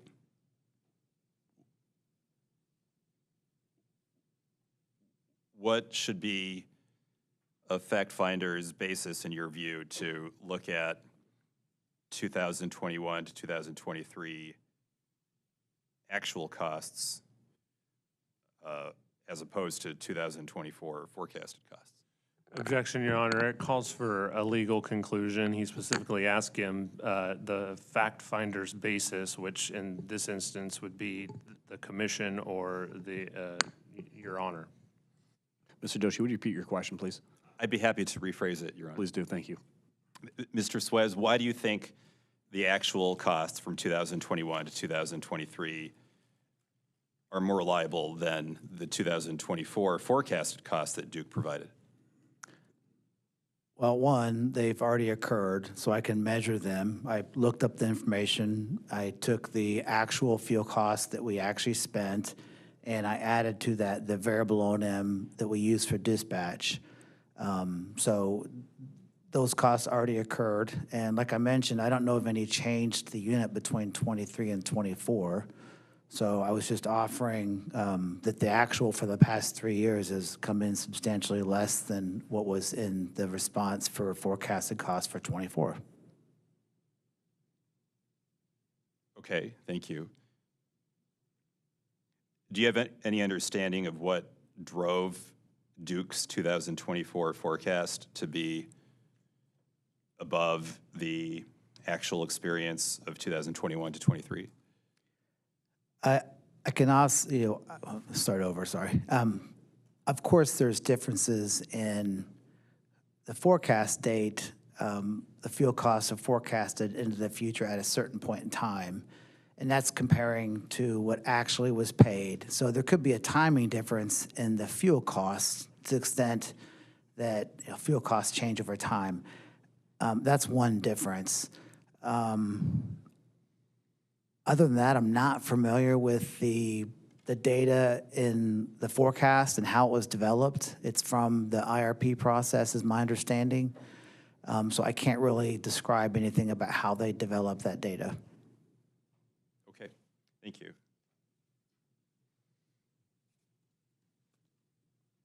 Could you turn to page 15 of your rebuttal testimony? I'm there. And at line 18, you wrote, for the month of June 2024, due to the low cost of natural gas, a short-term opportunity developed. We're operating in a slightly different mode of operation. That is, running one gasifier and co-firing with natural gas reduced customer costs. You see that? Yes, I do. Is Duke continuing to consider that option going forward? So my job is to minimize our customers' costs and to maximize the value of power plants. And as opportunities come up, they're typically short-term in nature. They might be related to, for instance, coming into an outage where you're already going to turn off one of the gas fires, or coming out of an outage where the gasifier is offline and you might elect to keep it offline for a couple weeks or whatever the time period maybe you're examining, yes, we'll continue to look for those, especially as gas prices stay at low levels. And in the June 2024 situation, was this configuration of running one gasifier and co-firing with natural gas, was that adjacent to an outage?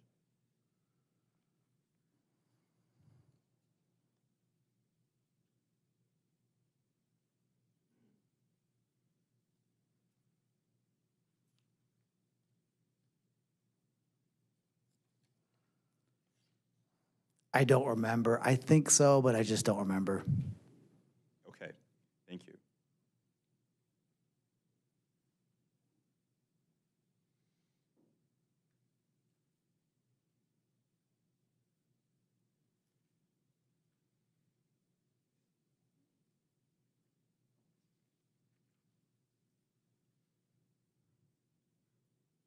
Could we turn to page 17 of your rebuttal testimony? I'm there. Starting at line 2, below the graph, you wrote, however, as the company's coal units have been dispatched less, they are needed now more than ever to serve customers at times of peak demand until sufficient capacity is added to the grid. Do you see that? I do. And then you gave 3 examples of, as you put it, best evidence of that proposition. Is that fair to say? Yes. I want to first talk about the first piece of evidence you gave, clearing prices for the 2022-23 MISO planning resource auction at the cost of new entry value of $236.66 per megawatt day. In your understanding, was there actual physical loss of load in MISO in the 2022-23 planning year?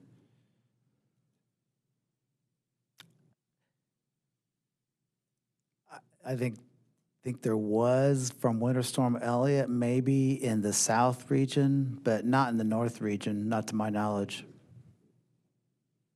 Thank you. And the 236.66 price in the 2022-23 MISO capacity auction was only for MISO North, is that right? That's correct. I believe it was, well, certainly Zone 6, the zone we are in, cleared at that price. I don't recall if it was all MISO North or if it was certain zones of MISO North, but certainly it was the case for the zone that Duke Energy Indiana is in. Okay, thank you.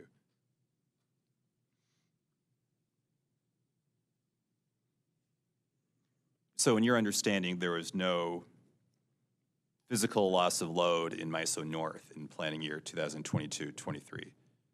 Is that right? That's correct. Okay, thank you.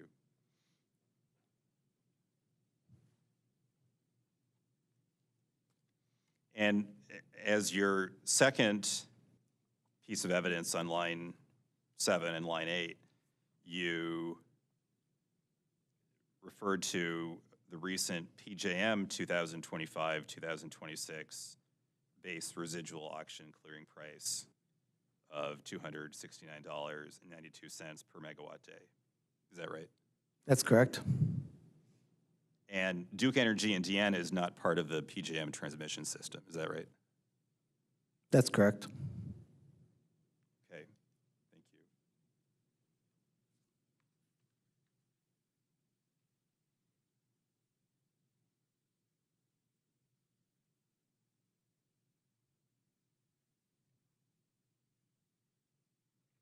Can you turn to page 19 of your rebuttal testimony? I'm there. At line 19 of page 19, you wrote, the company offers generating units into the MISO energy market using the weighted average cost of coal deliveries in a month. Do you see that? I do. So does that mean the same month as an energy market offer is being formed? So we receive a coal price for the month, and then we adjust it every week with the adjustment that Witness O'Connor discussed, and that becomes the basis for our unit offers to MISO.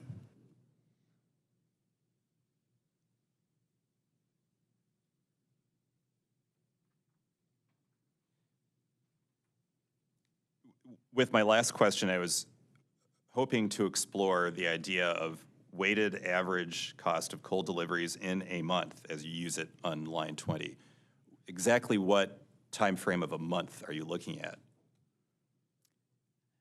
I believe Patrick O'Connor testified about the prompt month, or the current month, or the next month.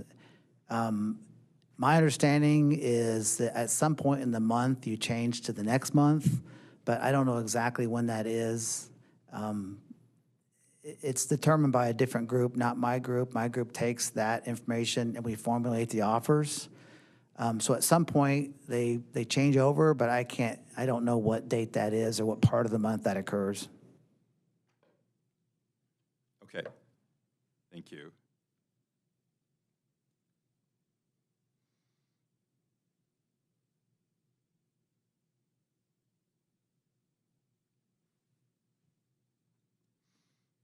And when you refer to coal deliveries at line 20, would that be all the coal that is delivered to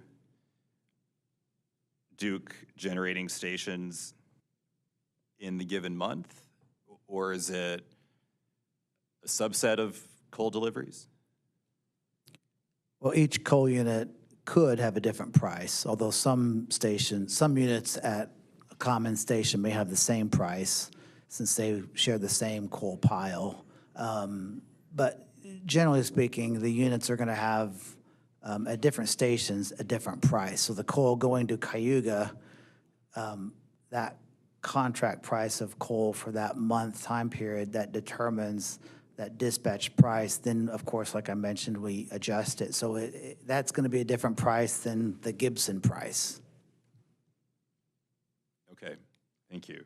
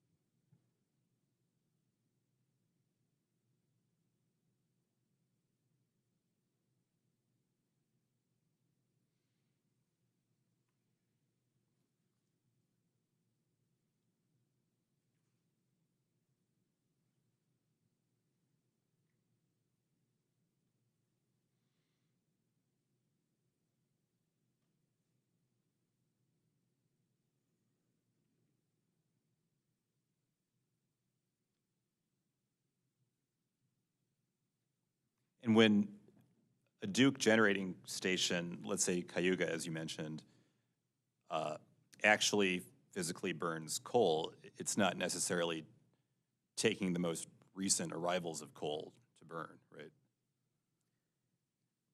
It's not always. It could, and generally speaking, the station prefers to take coal off of either a train, in this case a train, and go right into the bunker. It just saves having to handle the coal twice. Basically, it saves our customers money instead of taking the coal off the train, putting it on a pile, taking it from the pile, putting it back into the bunker. It's preferable for the station to go directly from the train to the bunker, but it doesn't have to.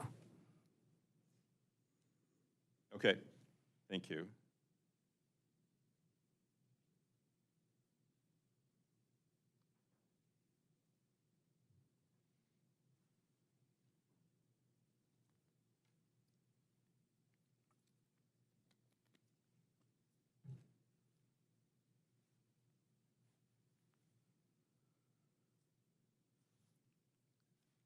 And if Duke has a net reduction of its coal pile, let's say at Cayuga, if Duke has a net reduction of its coal pile in a month because it's consuming more than it's receiving at the station,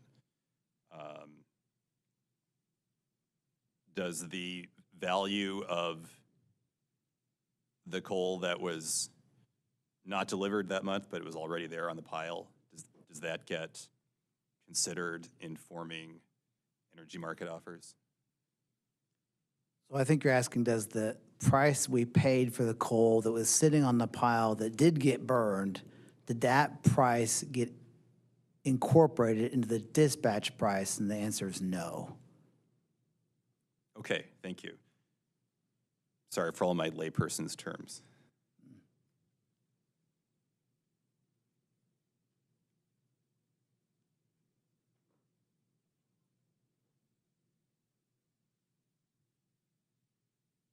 Can you turn to page 26 of your rebuttal?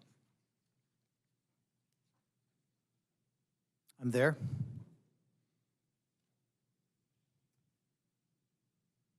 In the final lines of page 26, starting at line 20, you wrote, however, what is not discussed are the positive net revenues or margin, parentheses, gross revenues minus production cost, end parentheses, as calculated by Ms. Glick for the same units during the same time that totaled $606,363,194. Do you see that?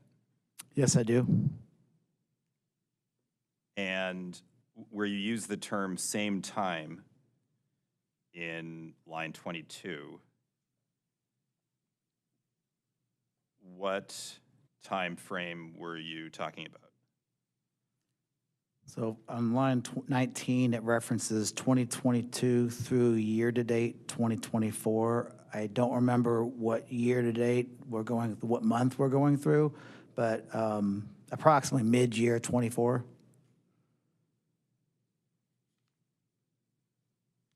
Thank you.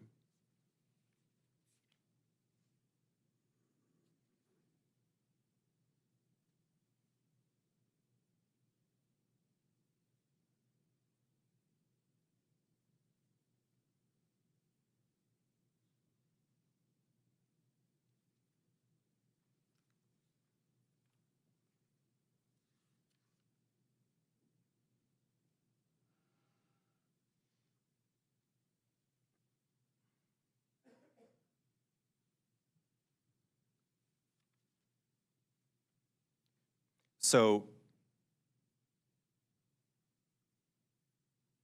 if you recall, I don't know if you perfectly recall, CAC witness Glick referred to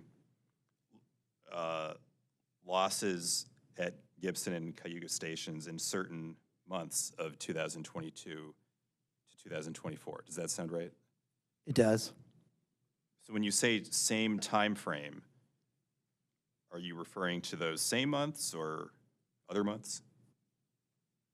No, like I said, I was referring to the 2022 through 2024 period year-to-date. So the entire time frame. I took Witness Glick's data and I added up all the economic value, and that's where I got that $606 million.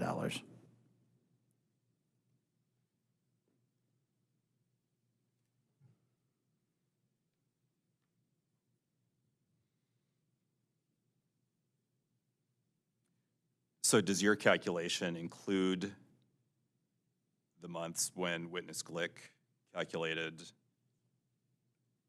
approximately $36 million of total loss?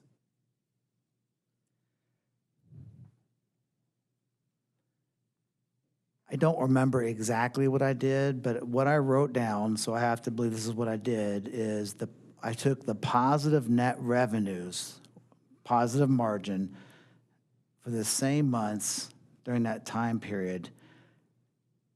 It says positive net margin, so it looks like again, I don't remember perfectly, but I did not incorporate the losses, the months with losses.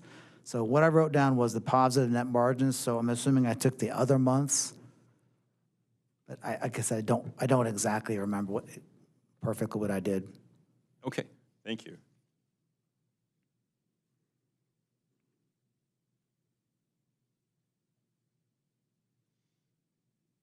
Can you turn to page 28 of your rebuttal, please? I'm there.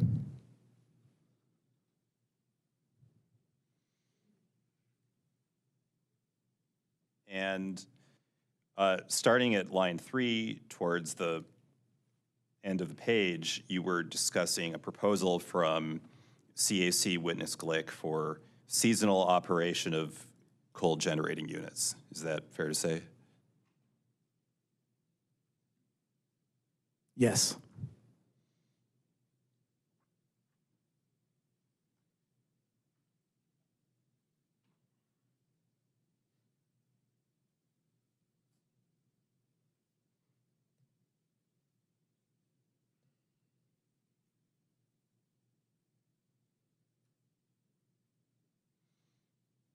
And starting at line 13, you discussed MISO rules and MISO independent market monitor rules that place limitations on capacity auction bids. Is that correct? Yeah, I prefer to say capacity auction offer, but yes. Okay, thank you.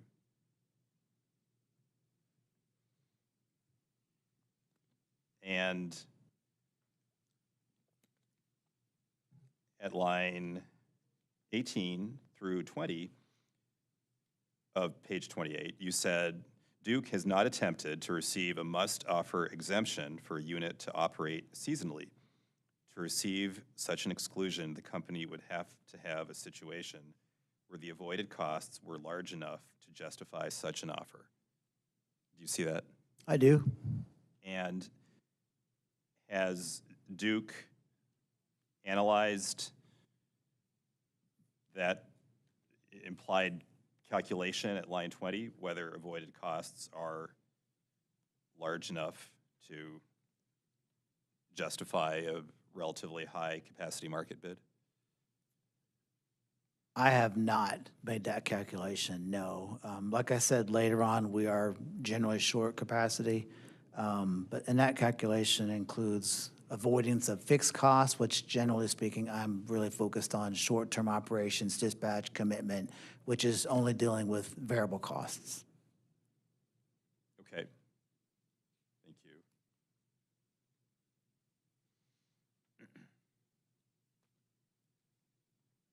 Would it be possible, with all the information Duke has internally, to do that analysis? Yes, it would be possible, yes. Thank you.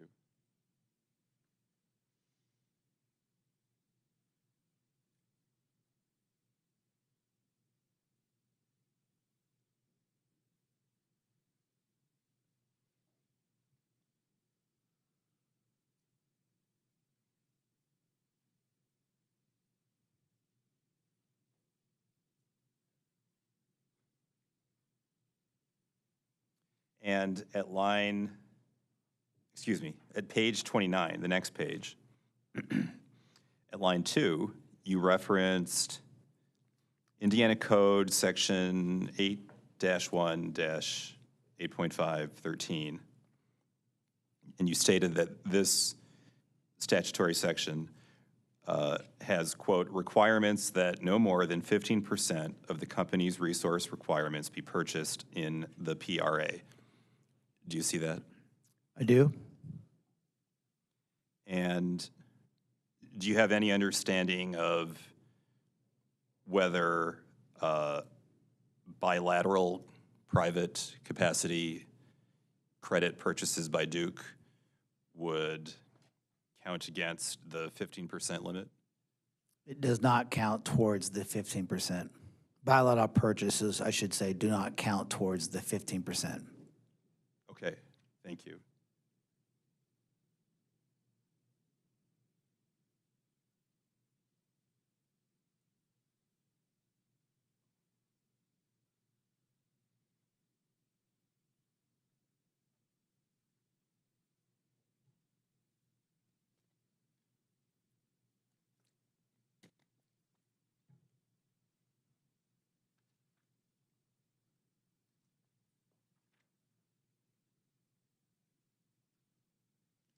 you turn to page 30 of your rebuttal?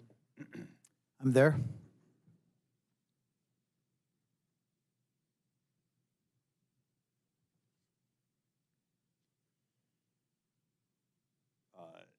In the final line, page 23, you said, "I won't repeat all of my points from the earlier discussion. I would reiterate that, one, moving to the top of page 31, there have been opportunities where the company has taken advantage of Edwardsport's fuel flexibility and operated the unit either partially or fully on natural gas. And two, this is a better topic for a fuel proceeding." Do you see that? I do see the sentence you just read, but I believe you mentioned page 23. I think maybe you meant line 23 again. Okay, Sorry, I do that a lot. that's okay. Okay. I meant page 30, line 23. And then progressing to the top of page 31, lines 1 through 3. I do see that.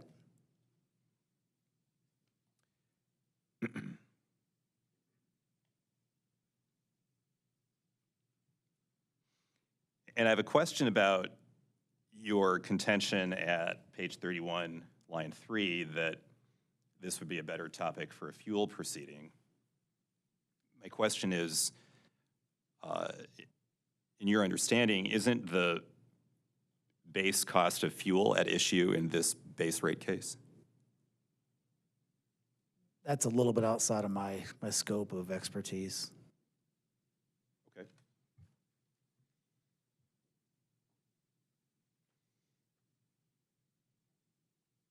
Can you turn to page 32? I'm there.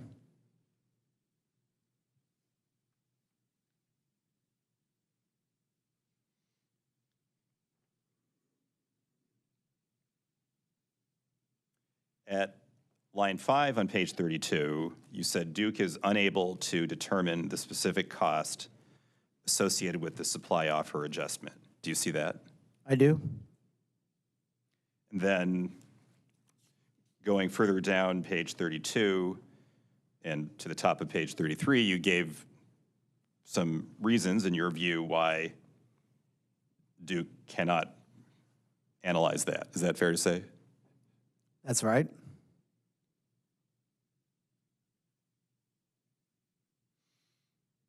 At line 13 on page 32, you said, first, there is not a way to know how MISO would have committed or dispatched generating units any differently in either the day-ahead or real-time market due to the supply offer adjustment, because there is no way to know whether a supply offer adjustment has direct impact on MISO LMP. Do you see that? I do. Aren't you aware of the energy market offers that Duke generating units actually made at particular times with the supply offer adjustment? I'll stop my question there. Of course, absolutely. And can't you calculate what a counterfactual energy market offer for generating units at particular times without the supply offer adjustment would have been? That part's easy, yes.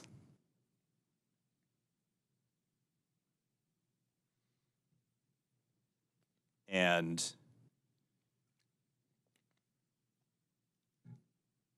you are able to see whether generating units were dispatched or not at particular times, right? For sure, yes. And you know what MISO locational market price was at particular times, right? Well, every hour, actually every 5-minute period, MISO posts a real-time LMP. We certainly know what the LMP is, but what we don't know is what I said, is we don't know what it would have been, not just LMP, but other anything else like commitment of other generators. So that's the thing we don't know. It's like recreating history. We don't know what would have happened absent that different offer.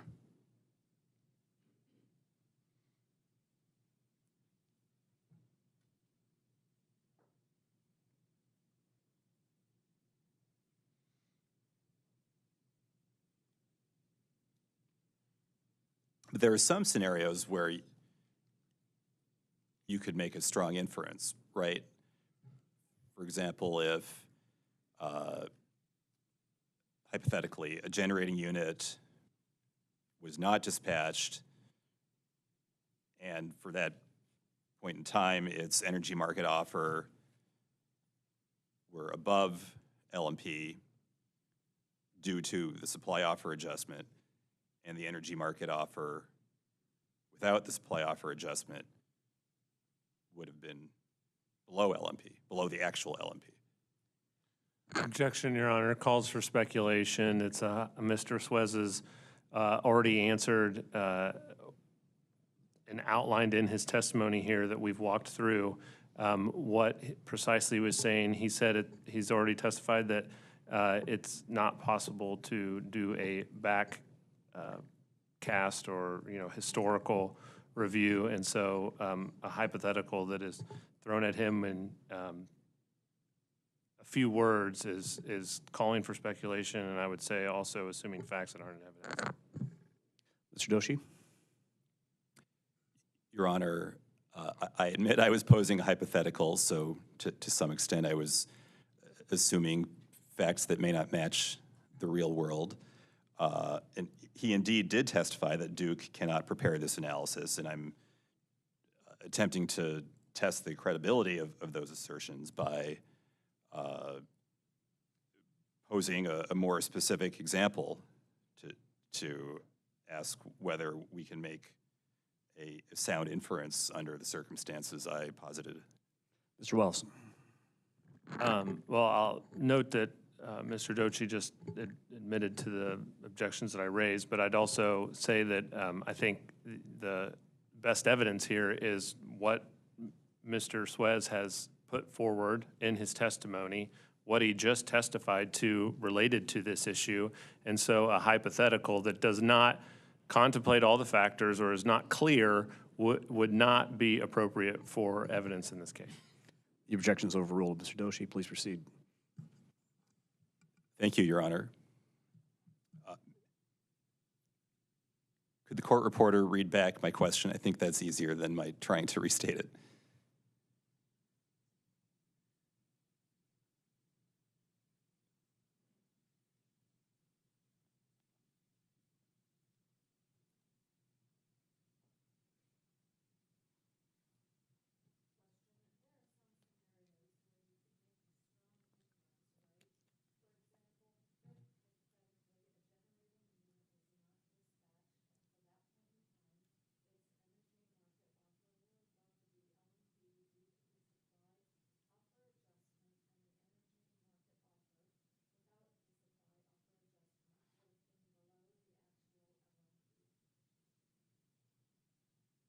Thank you.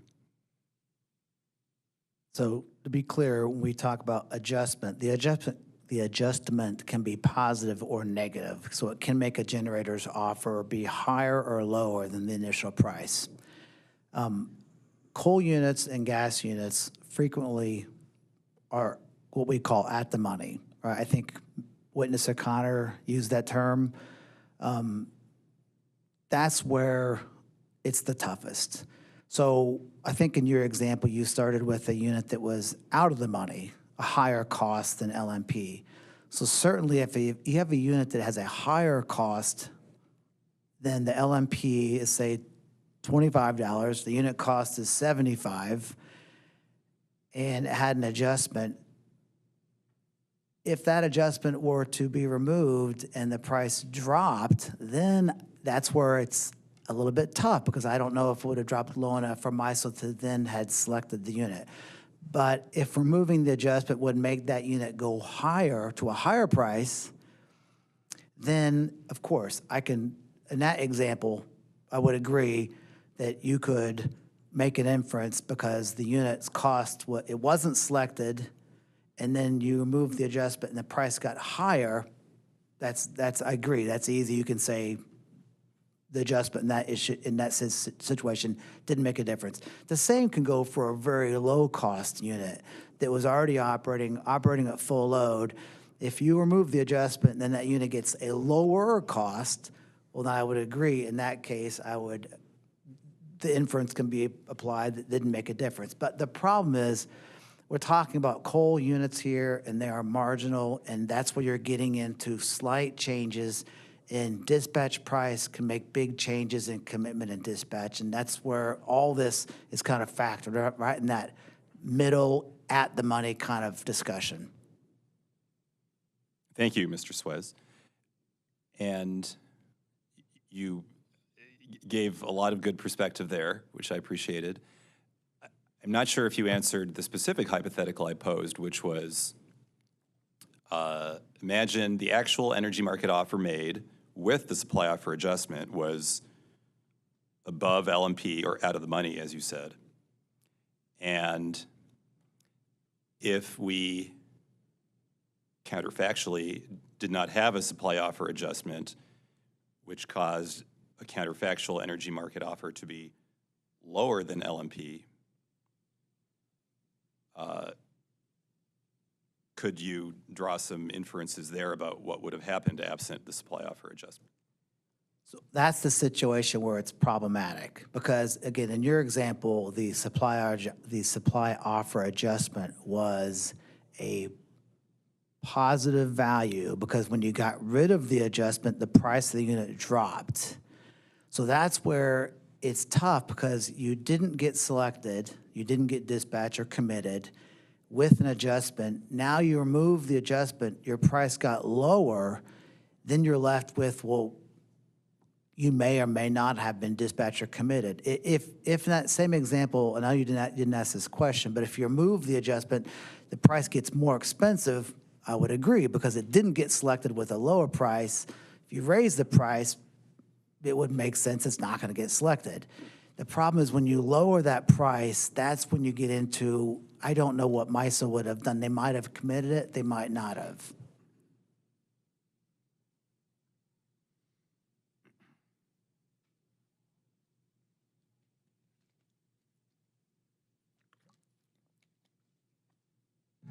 Okay, thank you.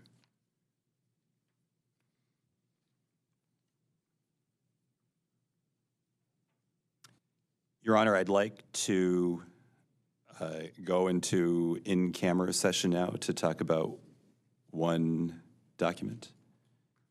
All right, we'll now go on camera and we'll stop the live stream.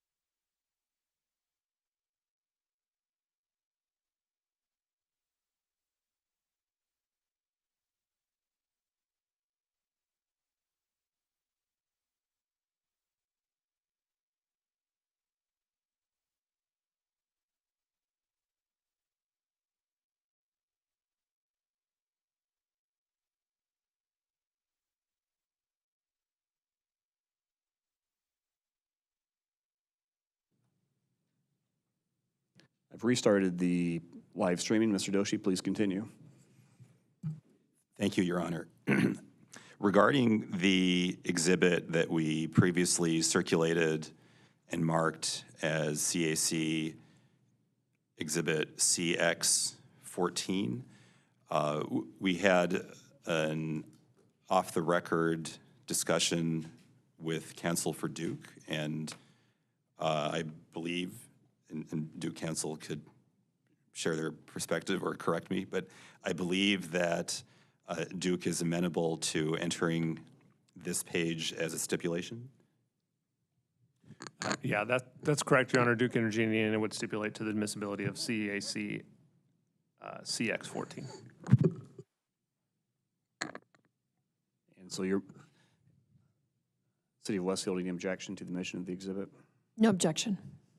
Industrial Group, No objection. Nucor Steel, No objection. River Ridge Development Authority, River Ridge Property Owners Association, Rolls-Royce, No objection. OECC, No objection, Your Honor. CAC Cross-Examination Exhibit 14 is admitted into the record. Mr. Doshi. Thank you, Your Honor. And the last thing I'd like to do is attempt to seek admission of a compilation of discovery responses that we previously circulated and marked as CAC Exhibit CX13. And I'd like to just briefly discuss the pages with Mr. Luke. Please continue. Excuse me, Mr. Suez, I'm sorry. Mr. Suez, do you have the exhibit marked as CAC Exhibit CX13? I do. And looking at the first page, marked as CAC 13.07,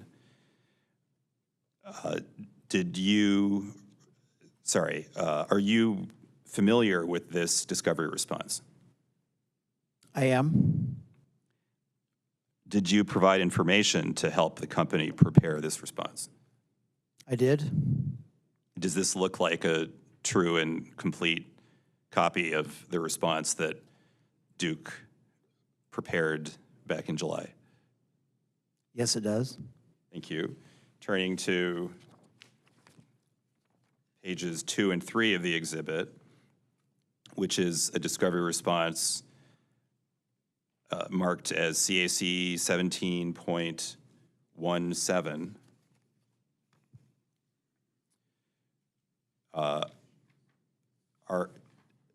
Have you seen this before? Yes. And did you provide information to help the company prepare this response? Yes. And does this appear to be a true and correct copy of the discovery response CAC 17.17 that Duke provided on August 26? Yes.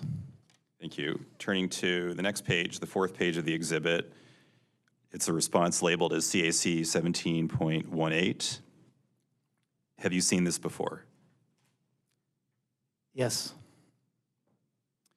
Did you provide information for this response? Yes. Does it appear to be a true and correct copy of the response Duke provided on August 26? Yes, except I believe it's August 21st on this one. Yes, I believe the August 21st refers to when Duke received it from CAC. I see. Yes. Agree. And then on the next page, labeled as CAC 17.19. And then that also goes to one additional page, so that's the fifth and sixth pages of the exhibit. Have you seen this before? Yes. Did you provide information for this response? Yes. And does this appear to be a true and correct copy of the response that Duke provided on August 26? Yes. Thank you.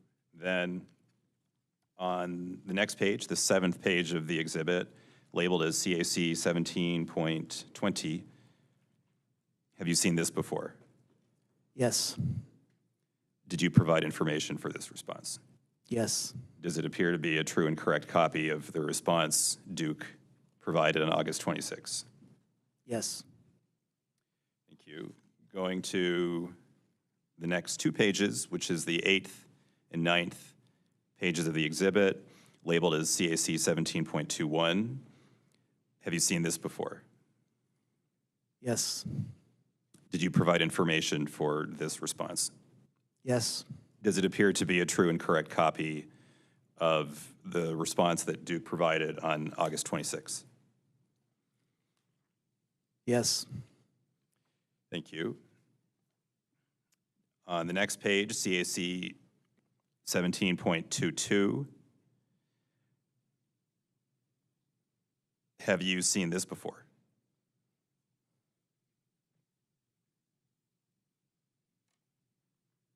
Yes. And did you provide information for this response? Yes.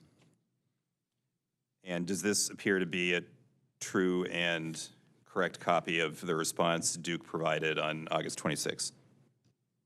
Yes. Thank you. On the next page, CAC 17.23. Have you seen this before?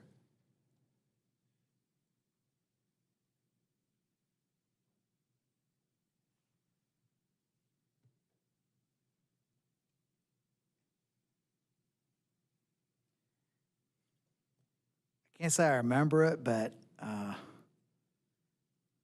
just don't remember.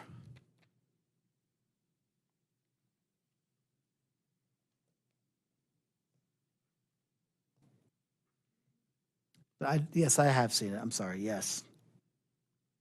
Okay, thank you. So you believe you provided information for this response? Yes. Thank you. And does this appear to be a true and correct copy of the response that Duke provided on August 26? Yes. Thank you. And then, sorry for the long wait, on the final page, labeled as CAC 17.24, have you seen this before?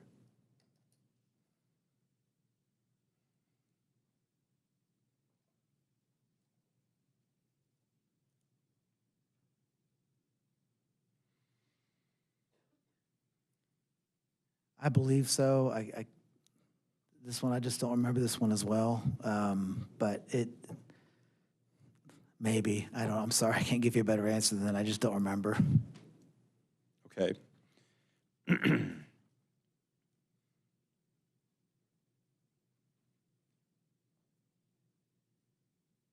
Is there any other witness who would have provided information for this discovery response that related to your direct testimony? No, it would have been me, I believe, yes. Okay, thank you. Does it appear to you to be an authentic copy of the discovery response that Duke provided on August 26? Yes. Thank you. With all that said, I would like to move for the admission of what's been labeled as CAC Exhibit CX13. Duke, any objection? No objection, Your Honor. City of Westfield, No objection. Industrial Group, No objection. Nucor Steel, No objection. River Ridge Development Authority, River Ridge Property Owners Association, Rolls-Royce, No objection. OECC, No objection, Your Honor. Citizens Action Coalition, cross-examination Exhibit 13 is admitted into the record without objection. Mr. Doshi. Your Honor, that's all of my cross-examination for Mr. Suez. Thank you. City of Westfield, any cross? No, Your Honor. Industrial Group, Your Honor, we do not have any cross-examination, but we do have 2 documents to admit into the record by stipulation with Duke. very well. At this time, the industrial group would move into the record industrial IG CX9, which is a copy of the 2021 IRP narrative portion. and IGCX10, which is labeled at the top Edwardsport 2021 IRP stipulations. Duke, any objections? No objection, Your Honor. City of Westfield, No objection. sorry, excuse me, Citizens Action Coalition as well. No objection. Nucor Steel, No objection. River Ridge Development Authority, River Ridge Property Owners Association, Rolls-Royce, No objection. OECC, No objection, Your Honor. Industrial Group cross-examination exhibits 9 and 10 are admitted into the record without objection. Ms. Balzer. And we have no cross-examination. Thank you. Thank you. Nucor, any cross? River Ridge Development Authority, River Ridge Property Owners Association, Rolls-Royce, any cross? No, Your Honor. OECC, cross-examination? No questions, Your Honor. Duke, redirect? Yes, Your Honor. Please proceed. Thank you. Mr. Suez, do you still have what's been placed in front of you as CAC CX4C? It's on green paper. Mr. Wells, before we continue with your question, just note we are not in camera at this time. Thank you, yes. I do. All right, Your Honor, at this time, I would like to briefly go in camera, if that is okay with the bench. We'll now go in camera.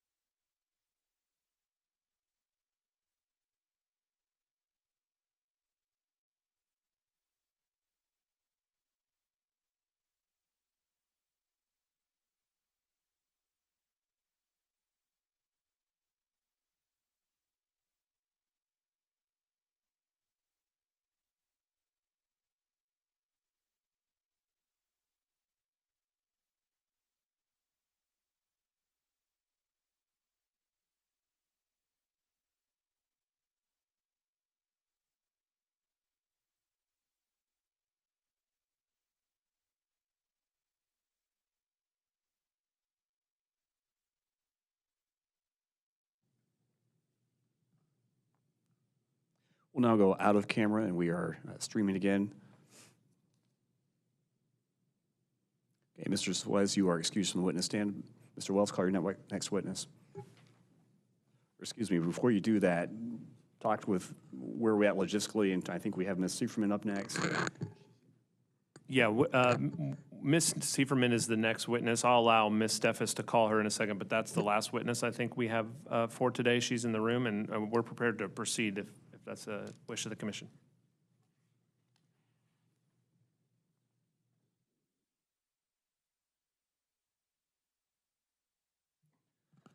All right, Mr. Suez, go ahead and leave the witness stand if you would. We'll proceed forward with Ms. Seiferman's testimony. We'll go off the record while we're getting situated.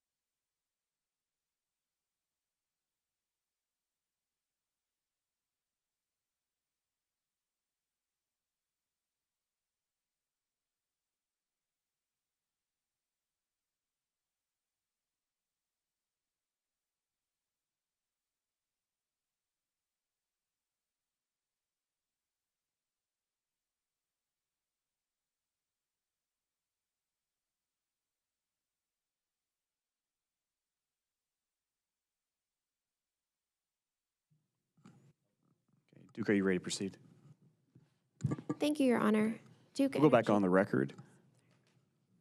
Ms. Sieferman, I see you're still standing. If you would, please raise your right hand to be sworn. Do you swear or affirm the testimony you'll give today will be the truth, the whole truth, and nothing but the truth? Thank you, Ms. Sieferman. Please have a seat in the stand and be sure to pull the microphone close. Ms. Steffes. Thank you, Your Honor. Good afternoon, Ms. Sieferman. Glad to see you feeling better. Could Ms. you? Sieferman, is your microphone on? There we go. All right. Yeah, and please make sure it's very close, particularly since you are wearing a mask. Thank you. Could you please state your name for the record? Suzanne E. Sieferman, And by whom are you employed and in what capacity? Duke Energy Indiana Director, Rates and Regulatory Planning.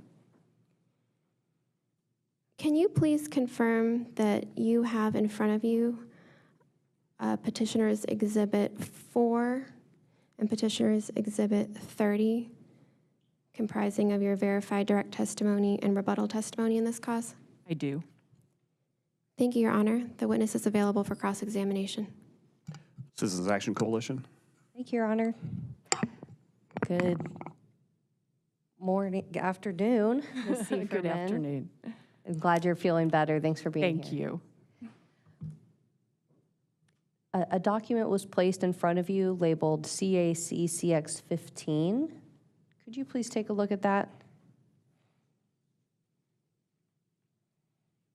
Do you see that? I do.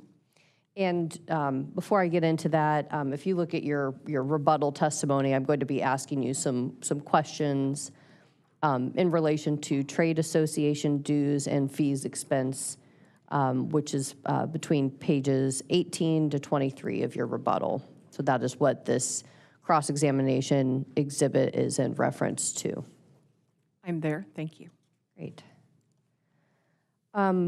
Looking at, so in Duke's case, it is asking for recovery of certain expenses related to its membership with the Edison Electric Institute. Is that correct?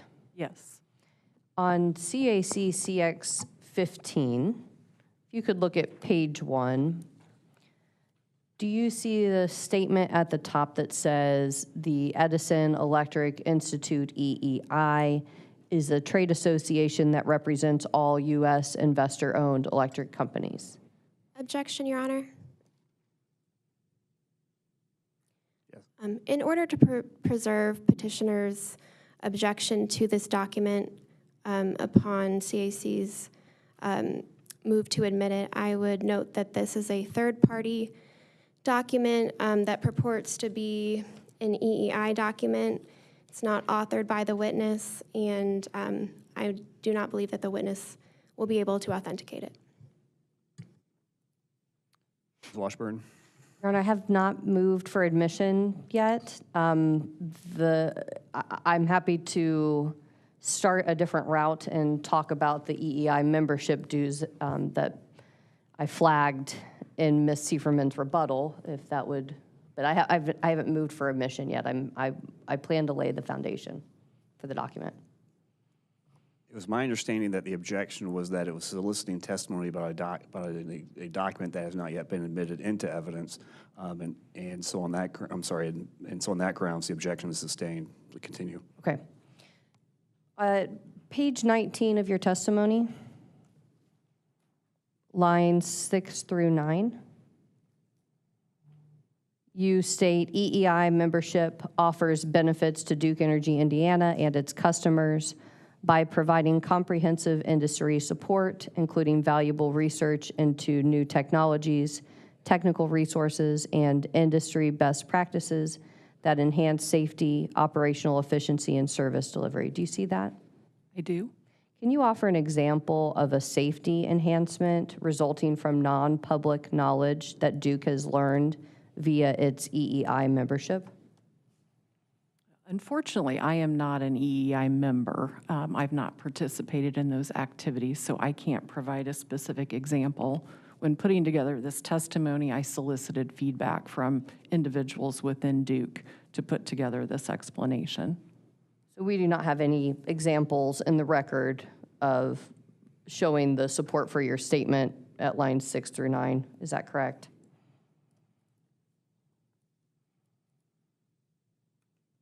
I'm not really sure I can speak to whether there's support in the record. I have a specific example stated in my testimony regarding safety.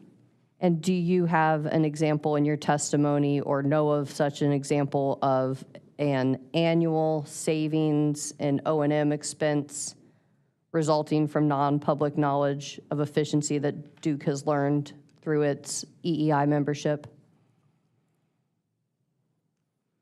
No, I don't believe there's anything in my testimony that attempts to quantify annual savings with regards to EEI. My testimony is really focusing on the fact that the non-lobbying work is supportive of Duke Energy's operations and also benefits our customers. You know, operating efficiently, effectively, safely, those are all benefits for the company and customers. Thank you. Yes, and that's what my questions are trying to get at, is trying to probe and understand that part. So same question, do you have an example of an enhancement in customer service that EEI has provided in your testimony? Any examples or with you as a sponsoring witness? I'm really not prepared to provide an example, no. And at page 19, lines 9 and 10, you state, in addition, EEI offers training and development programs for utility employees. Do you see that? Yes, I do. Which training and development programs are you referencing here? Yeah, I don't have a comprehensive list of those in front of me. I am aware that EEI offers training that our company does take advantage of, but I don't have a list of those. Can you provide one example? Off the top of my head, no. Do you know how long these training and development programs are?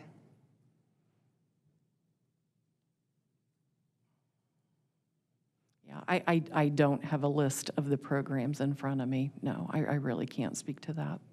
Do you know which employees and their roles at Duke Energy Indiana, which employees would be attending these types of programs?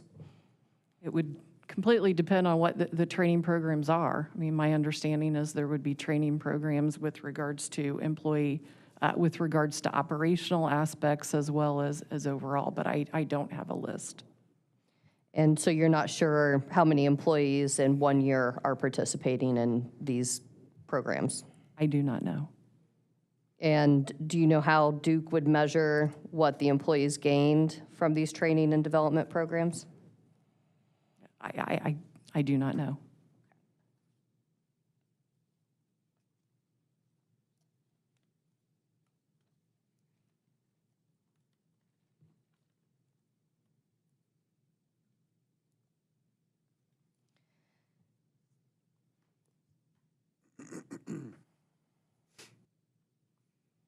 Can I have just one moment, please? Go off the record.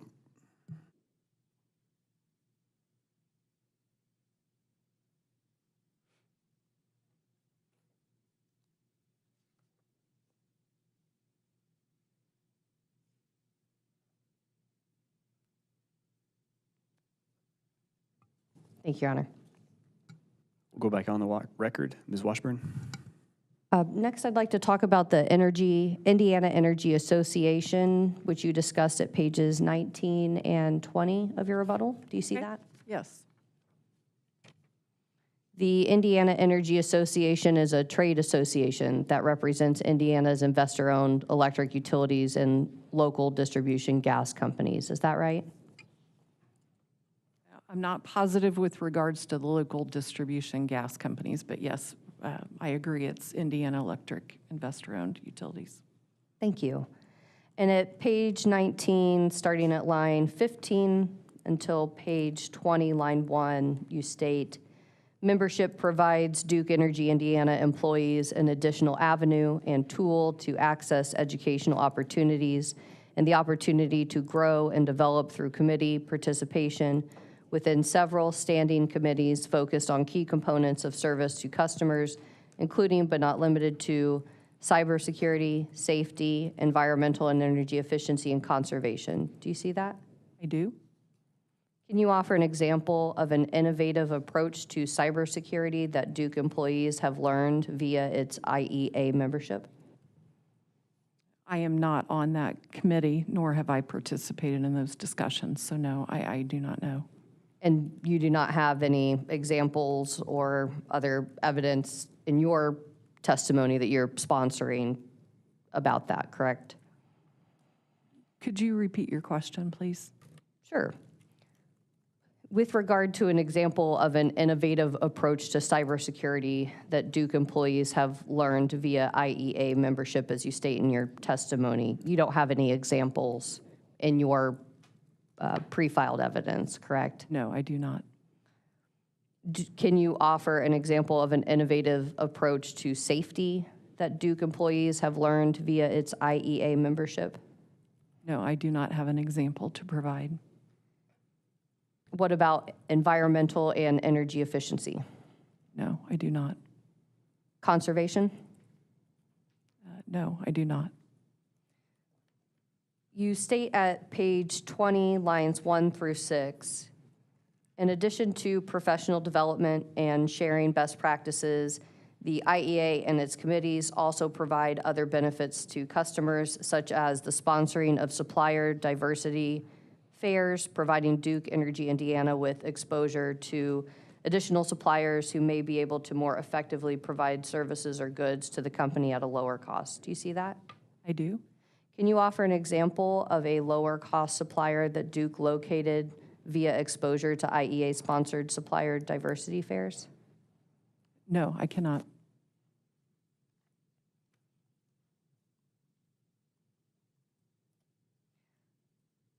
On page 20, lines 15 through 19, you wrote, many of our small and medium-sized business customers have no assigned company liaison, so our chamber engagement, referencing the Chamber of Commerce, provides a central point of contact. In Indiana, a Duke Energy Indiana representative is assigned to each local chamber organization in the communities the company serves, so the membership has a direct contact at the company. Do you see that? I do.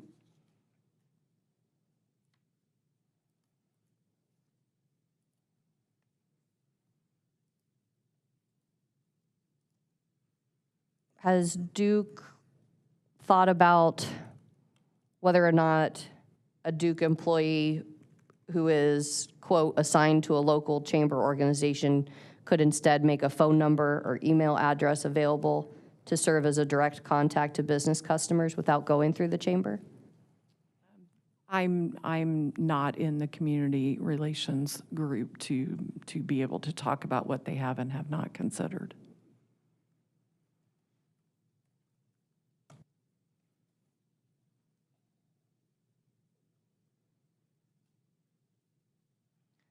On page 20, line 19 through page 21, line 3 of your rebuttal, it says representatives serve in leadership roles with local chambers, gaining the pulse of the business community. This better equips us to know the issues and evolving business needs of our customers so we can effectively respond to them. Do you see that? I do.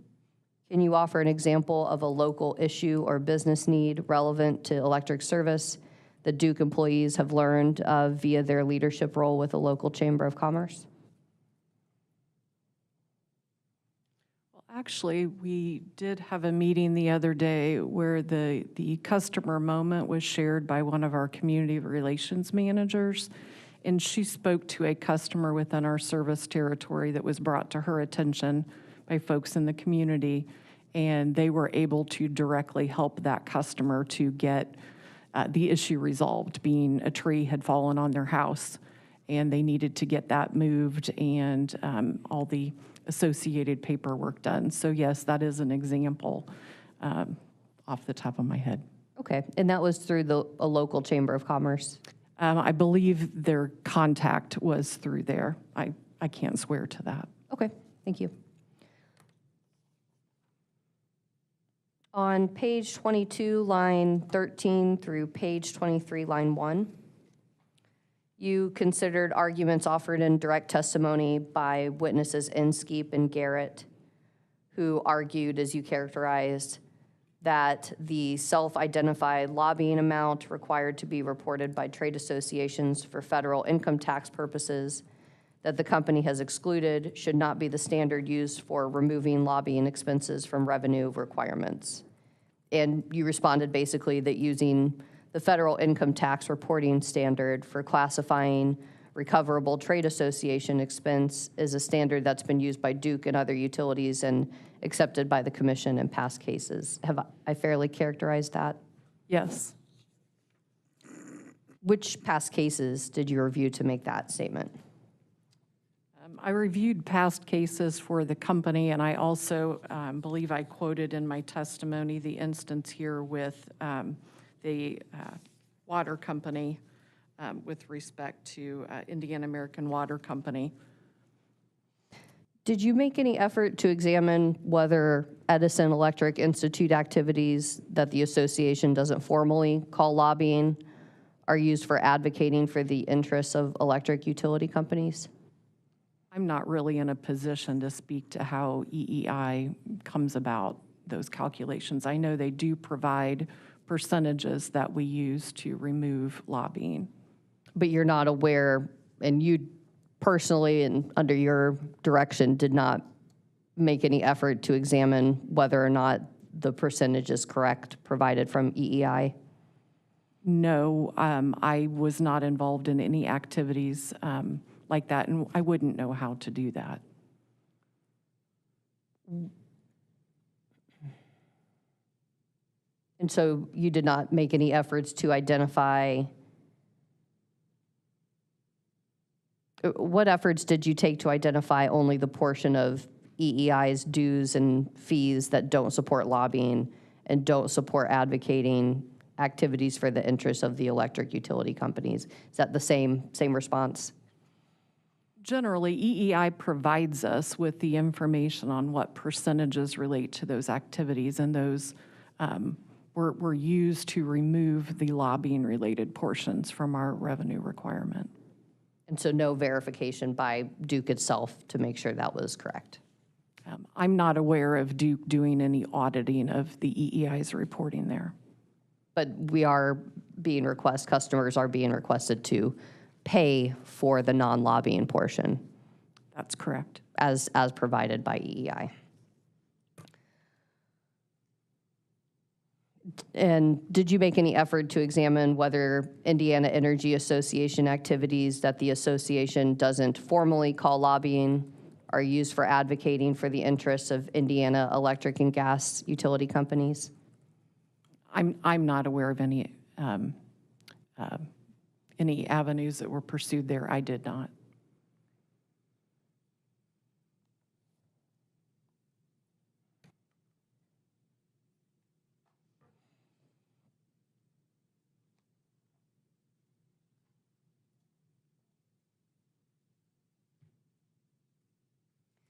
Your Honor, I would like to go back to CAC CX15.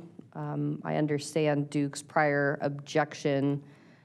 However, I believe this document is self-authenticating. It has the proper labels. Duke is welcome to take the time to pull this up from the EEI website, but this is evidence that is self-authenticating and is the subject for which the witness is testifying for cost recovery from customers. Ms. Steffes? Duke Energy objects to the admission for lack of proper foundation. It's being placed in front of the witness. The witness has never seen it. She doesn't have knowledge of it. I'm not sure how this witness can authenticate this document, irrespective of the assertion that it's self-authenticating. City of Westfield, any objection to the admission? No objection. Industrial Group? No objection. Nucor? No objection. River Ridge? No objection. River Ridge Development Authority, River Ridge Property Owners Association, Rolls-Royce. No objection, Your Honor. Thank you. OUCC. No objection, Your Honor. Ms. Washburn, any response to Ms. Steffes' statements, please? Yes, Your Honor. As I previously mentioned, the document is, a commercial publication. It's self-authenticating. The witness discusses the EEI cost recovery requests. I have a few basic questions that I'd like to, that don't require a full in-depth knowledge of this document, and would just like to walk through some basic questions before I move for admission. Objection as to authentication is overruled. CAC cross-examination exhibit 15 is admitted into the record. Ms. Washburn. Thank you, Your Honor. Ms. Sieferman, could you please turn to page 2 of CAC CX 15? I'm there. Thank you. Do you see the heading, our federal and state policy activities? I do. That first sentence under the heading says, EEI's member companies are among the most regulated companies in the country, and EEI engages on their behalf with federal and state legislators, regulators, and other policymakers through lobbying, advocacy, and regulatory proceedings with the goal of providing customers with the affordable, reliable, and resilient clean energy they need and expect. Do you see that? I do. Do you have any awareness of examples of advocacy that EEI engages in as they use the word there?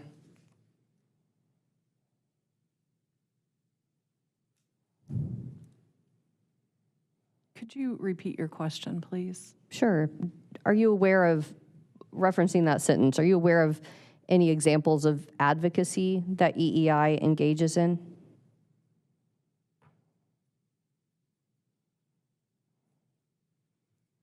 Objection, Your Honor. Ms. Sieferman has never seen this document. She's not employed by EEI. She cannot speak to EEI's activities, and she's a rates witness in this case. Ms. Washburn. Your Honor, I'm simply asking if she's aware of any examples of advocacy as listed as part of the EEI activities. Again, the company is asking customers to pay for. If she's not aware of any examples, I'm just asking if she has any knowledge as the sponsoring witness for this request for funds. Steffes.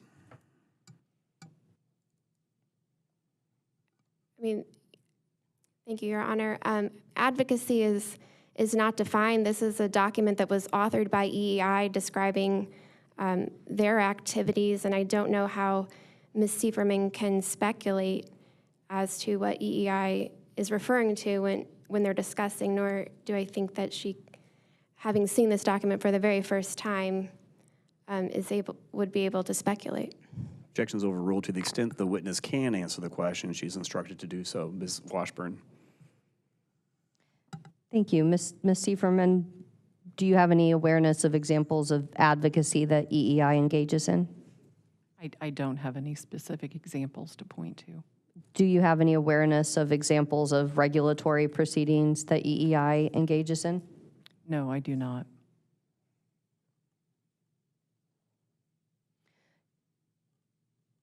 Do you think it's fair to say that some of Duke's non-lobbying EEI dues that Duke is seeking for recovery in this rate case are used to fund advocacy or regulatory filings? Could you repeat your question, please? Sure. Do you think it's fair to say that some of Duke's non-lobbying EEI dues that Duke is seeking for recovery in this rate case are used to fund advocacy or regulatory filings? No, I do not.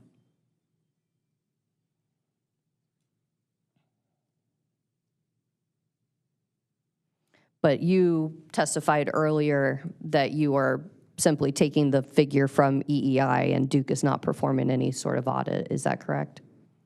I specifically have not performed any sort of audit. Yeah, I would assume that EEI is able to report they're closest to the activity. They do report the lobbying portion of their work through those percentages. But Duke is not sponsored and witness from EEI in this case, correct? I'm not aware of one.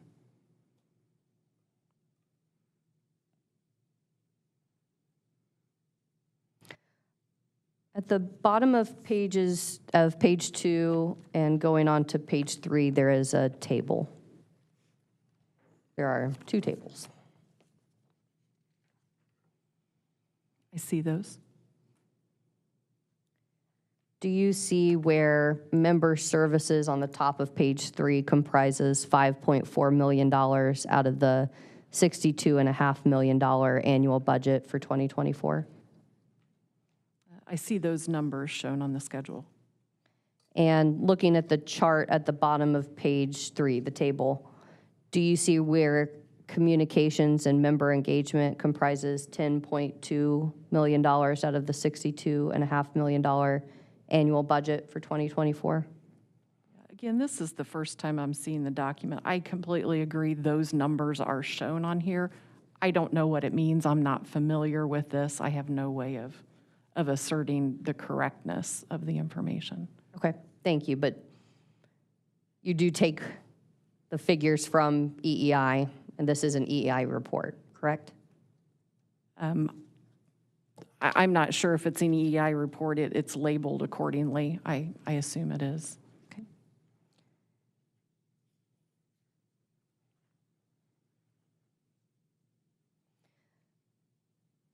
Looking at the chart on page 3, would you agree that if we add government relations, political and external affairs, and state and federal regulatory affairs, subject to check, so you don't have to do math on the stand, total around $17 million? Objection, Your Honor. This document has been entered into the record, and its contents are what they are. Ms. Sieferman has not seen it. She's not an EI employee. She did not author this document, and I'm not sure what is gained by quizzing her on a document that has been entered into the record. Ms. Washburn? Thank you, Your Honor. I am simply walking through to show the discrepancy between what EEI has backed out for lobbying expenses that Duke has accepted as the correct figure, and noting that there are some discrepancies as reported by EEI in terms of what those funds are being used for. I'm nearing the end here, and I'm just trying to show the point that those figures are differing from what Duke has accepted from EEI in terms of the percentage backed out for lobbying. Steffes? This table includes broad departments and expense budgets associated with those departments. There's no indication of what those departments are comprised of or what those expenses entailed, and I'm not sure how Ms. Sieferman can offer an opinion on this document from EEI as a Duke Energy Indiana employee.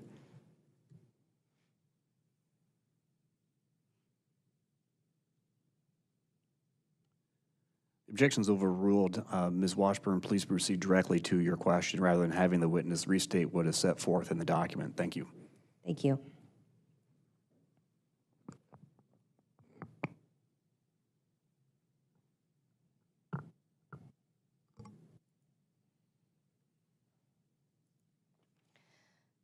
Ms. Sieferman, you testified that EEI dues were funding direct member services. Do you think it's fair to say that Duke's non-lobbying EEI dues are in fact funding more beyond direct member services? Could you rephrase your question, please, or repeat it?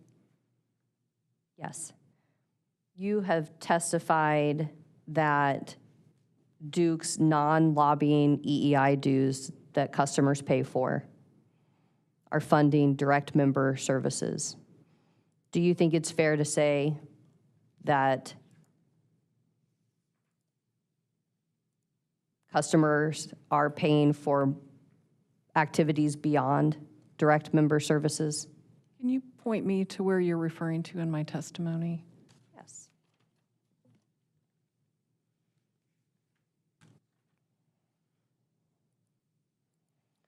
We were discussing page 19, lines 6 through 9, and 9 through 10, where you talk about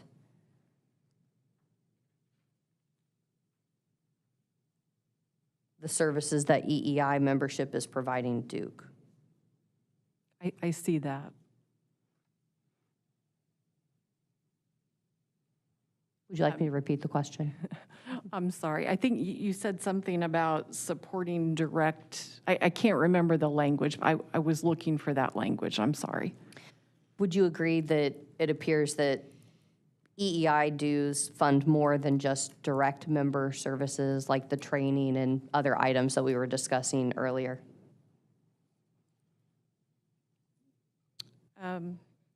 Let me try this. Hopefully it answers the question.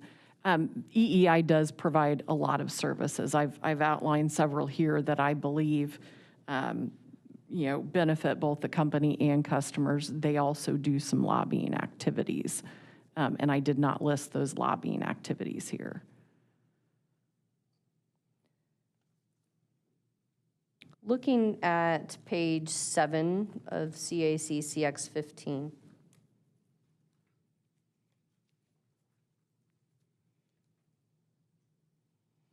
the first sentence notes that many EEI, under emerging issues, the first sentence notes that many EEI member companies choose to make an additional annual contribution of 10% of their dues to an emerging issues fund. Has Duke elected to make that additional annual contribution of 10% of dues to the EEI Emerging Issues Fund? I'm not aware. So you're not aware of what the total is if strike that. So you're not aware out of the amount that Duke is requesting to recover from customers, whether or not that also includes this Emerging Issues Fund of 10%. I appreciate your clarification there. When I was speaking earlier, I was addressing historically. The forecast does not include anything with regards to this 10%. So what we're requesting in our case does not include anything related to this.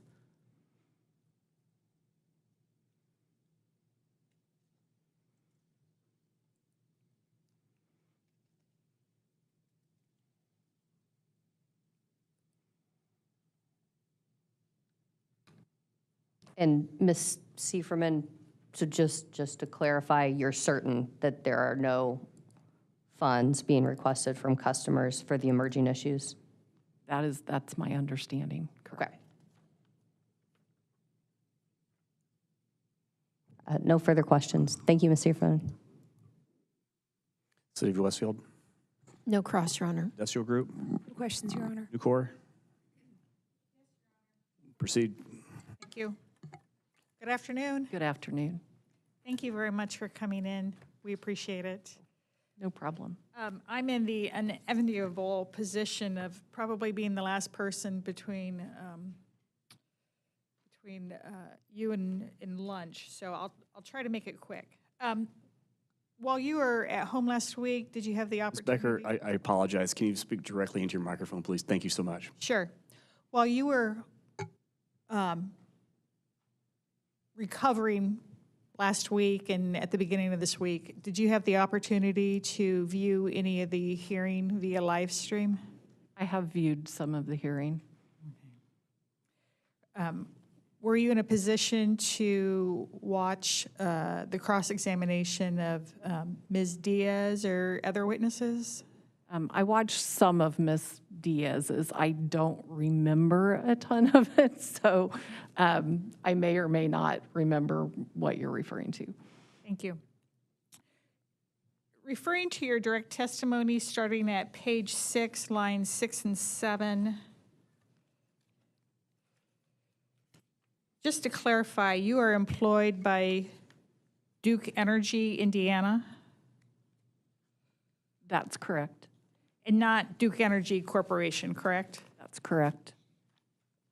And your references within your testimony, when I see a reference to company capitalized, that is to Duke Energy, Indiana? I believe that's the case throughout my testimony. Now, if you could refer to your direct testimony at page 17.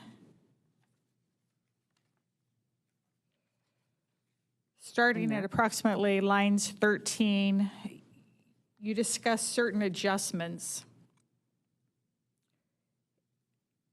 And again, on line 15 starts, should be considered non-jurisdictional and thus retained by the company. Do you see that reference? I do. And that reference is, the reference to company is Duke Energy, Indiana? Yes. Both you and Ms. Diaz use the verb retain. Could you define retain for me? I'm trying to think of a good definition. In this use here, essentially what I'm saying is it's retained to cover the non-firm portion. It isn't related to the jurisdictional portion. Would you agree that a synonym for the verb retain is to keep? I would agree.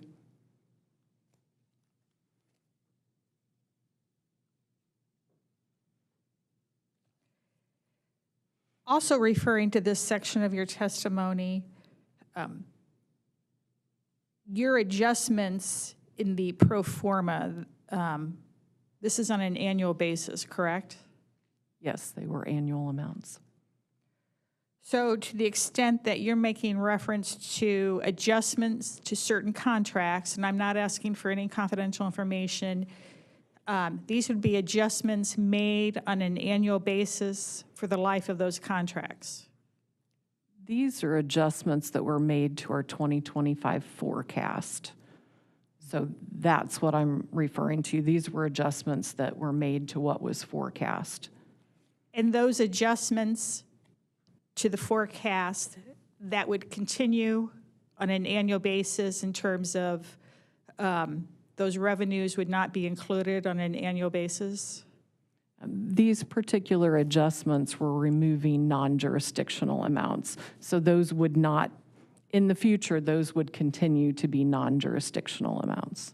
So if you prepared a 2026 forecast, those adjustments based upon your testimony would not be included in the 2026 forecast?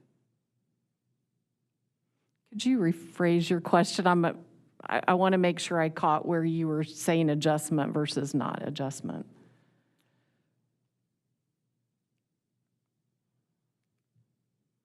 The proposed adjustment is for which forecast year?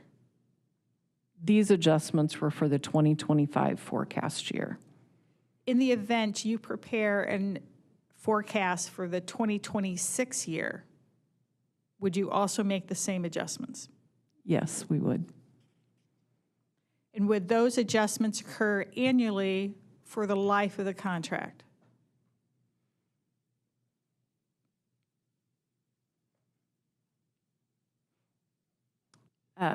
If we were to prepare a forecast for a rate case, we would be making pro forma adjustments for those future periods. These were really just adjustments to the forecast for purposes of setting out the revenue requirements. Thank you. I have nothing further, Your Honor. River Ridge Property Development Authority, River Ridge Property Owners Association, Rolls-Royce. No questions. OECC, No questions, Your Honor. Redirect. No redirect, Your Honor. All right, Ms. Sieferman, you are excused from the witness stand. Thank you. Thank you. And let's go off the record for a few moments. Counsel, I know that, I think that wraps up our last witness for today.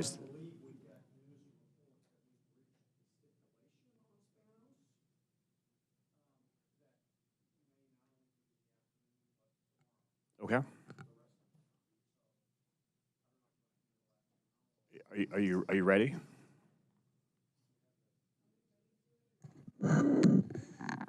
I have the exhibits that we were going to offer. I don't have a copy of 19. If, I presume you have a copy of 19? Okay. Okay. All right, well, is an hour going to be enough time for you, Mr. Schmall? I have the copies of the stipulated exhibits Okay. that we want to offer. We're talking about an exhibit that the company would like to offer. Oh, excuse me. Very well. Is an hour going to be sufficient? All right, sounds good. So let's go back on the record. We'll take an hour. It's 1 o'clock. We'll take an hour break. We will reconvene at 2 o'clock. Thank you, counsel. We'll go off the record.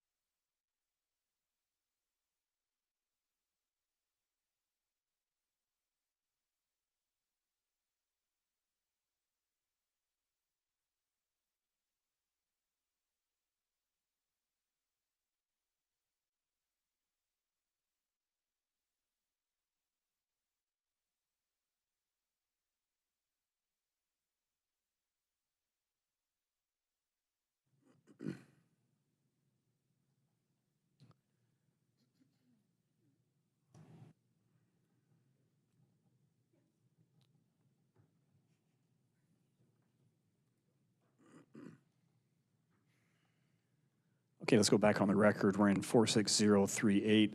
We've had a brief conversation off the record thus far to establish a post-hearing briefing schedule. Now that we're back on the record, Mr. Kyle, what post-hearing briefing schedule is Duke proposing?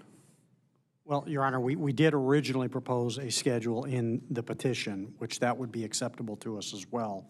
But in light of the conversations that we've been having off the record, we would propose petitioner file its proposed order on September 30th.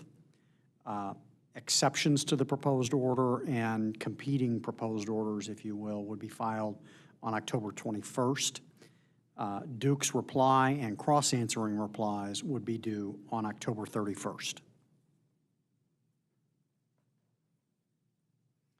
Citizens Action Coalition, what's your proposed schedule? Thank you, Your Honor.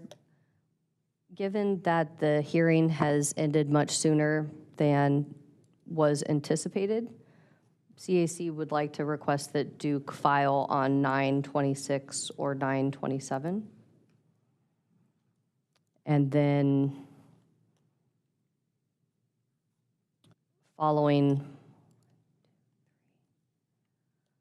And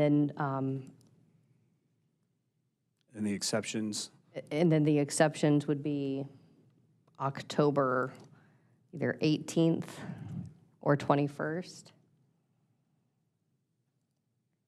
And then replies would be, if it was the 18th, then we could likely make the 31st work.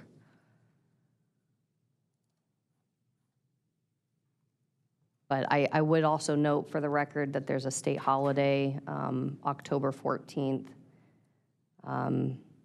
where I believe that state employees are out of the office, so that was one consideration, as well as October 31st not being a holiday where folks aren't working, but have personal commitments in the evening.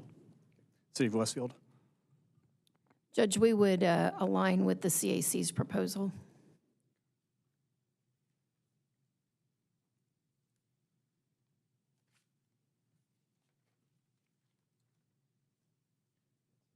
Industrial Group?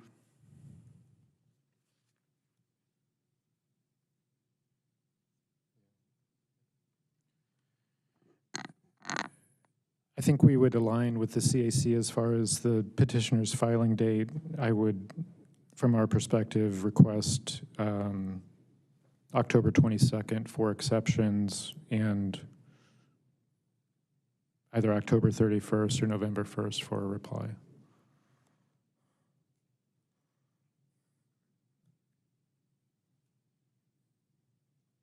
Nucor? Thank you, Your Honor. Nucor would align with CAC and the industrial group with respect to the initial filing by the petitioner and takes no position on IG and CAC for the remainder of the proposed schedules. River Ridge Development Authority, River Ridge Property Owners Association, and Rolls-Royce? We align with CAC's proposal, Your Honor.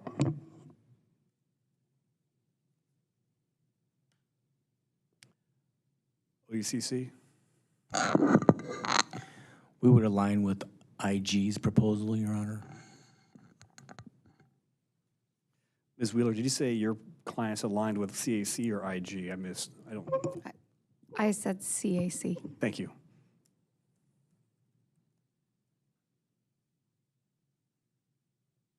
Okay, let's go off the record.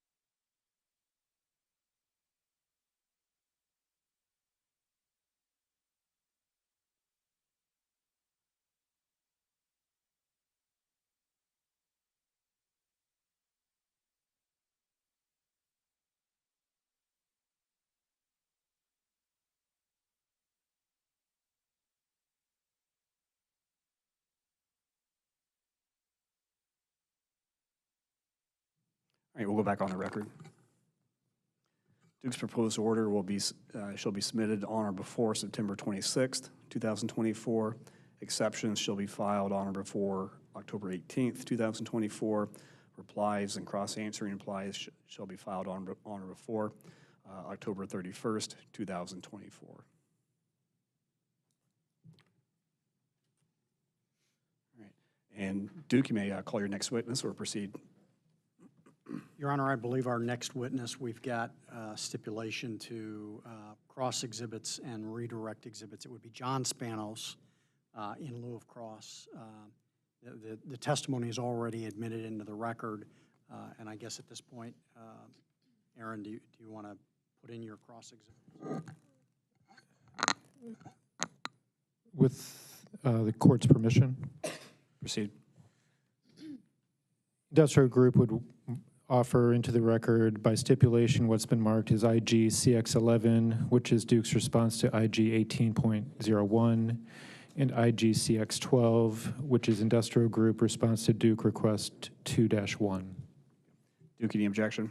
No objection, Your Honor. Citizens Action Coalition. No objection, Your Honor. City of Westfield. No objection. Nucor. No objection. River Ridge Development Authority, River Ridge Property Owners Association, Rolls-Royce. No objection. OECC. No objection, Your Honor. Industrial Group cross-examination exhibits 11 and 12 are admitted into the record without objection. Mr. Small. Nothing further from Industrial Group. Mr. Kyle, Ms. Hennigan. I believe the Your Honor. OCC also has. Mr. Harper. Thank you, Your Honor. At this time, also for cross-examination exhibits in lieu of cross, the public would offer OUCC exhibit that's been pre-marked as CX14 and Public's CX15. CX14 is the Duke's DR response to OUCC 1.19 and its attachment, and CX15 is Duke's response to IG DR's 15.02, 15.03, and 15.05 with its attachment. And again, those are marked as public exhibits, cross-examination exhibits 14 and 15. Is that correct? That's correct, Your Honor. Okay. Duke, any objections? No objection, Your Honor. Citizens Action Coalition. No objection, Your City of Honor. Westfield. No objection. Industrial Group. No objection, Your Honor. Nucor.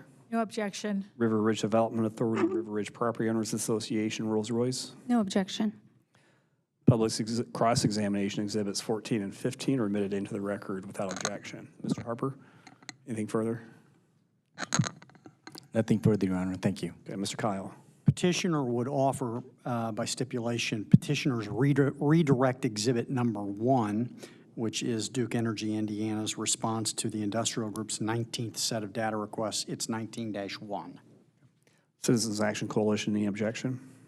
No objection. City of Westfield. No objection. Industrial Group. No objection, Your Honor. Nucor. No objection. River Ridge Development Authority, River Ridge Property Owners Association, Rolls-Royce. No objection, Your Honor. OECC.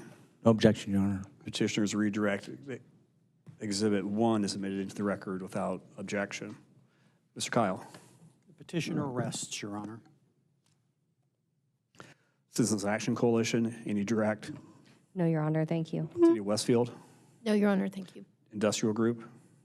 No, Your Honor. Thank you. Nucor. No, Your Honor. River Ridge Development Authority, River Ridge Property Owners Association, Rolls-Royce. No, Your Honor. OECC. Nothing further, Your Honor. Okay. Mr. Kyle, anything further from petitioner? Nothing from petitioner, Your Honor. Okay, the petition is taken under advisement. This hearing is adjourned. Thank you, counsel.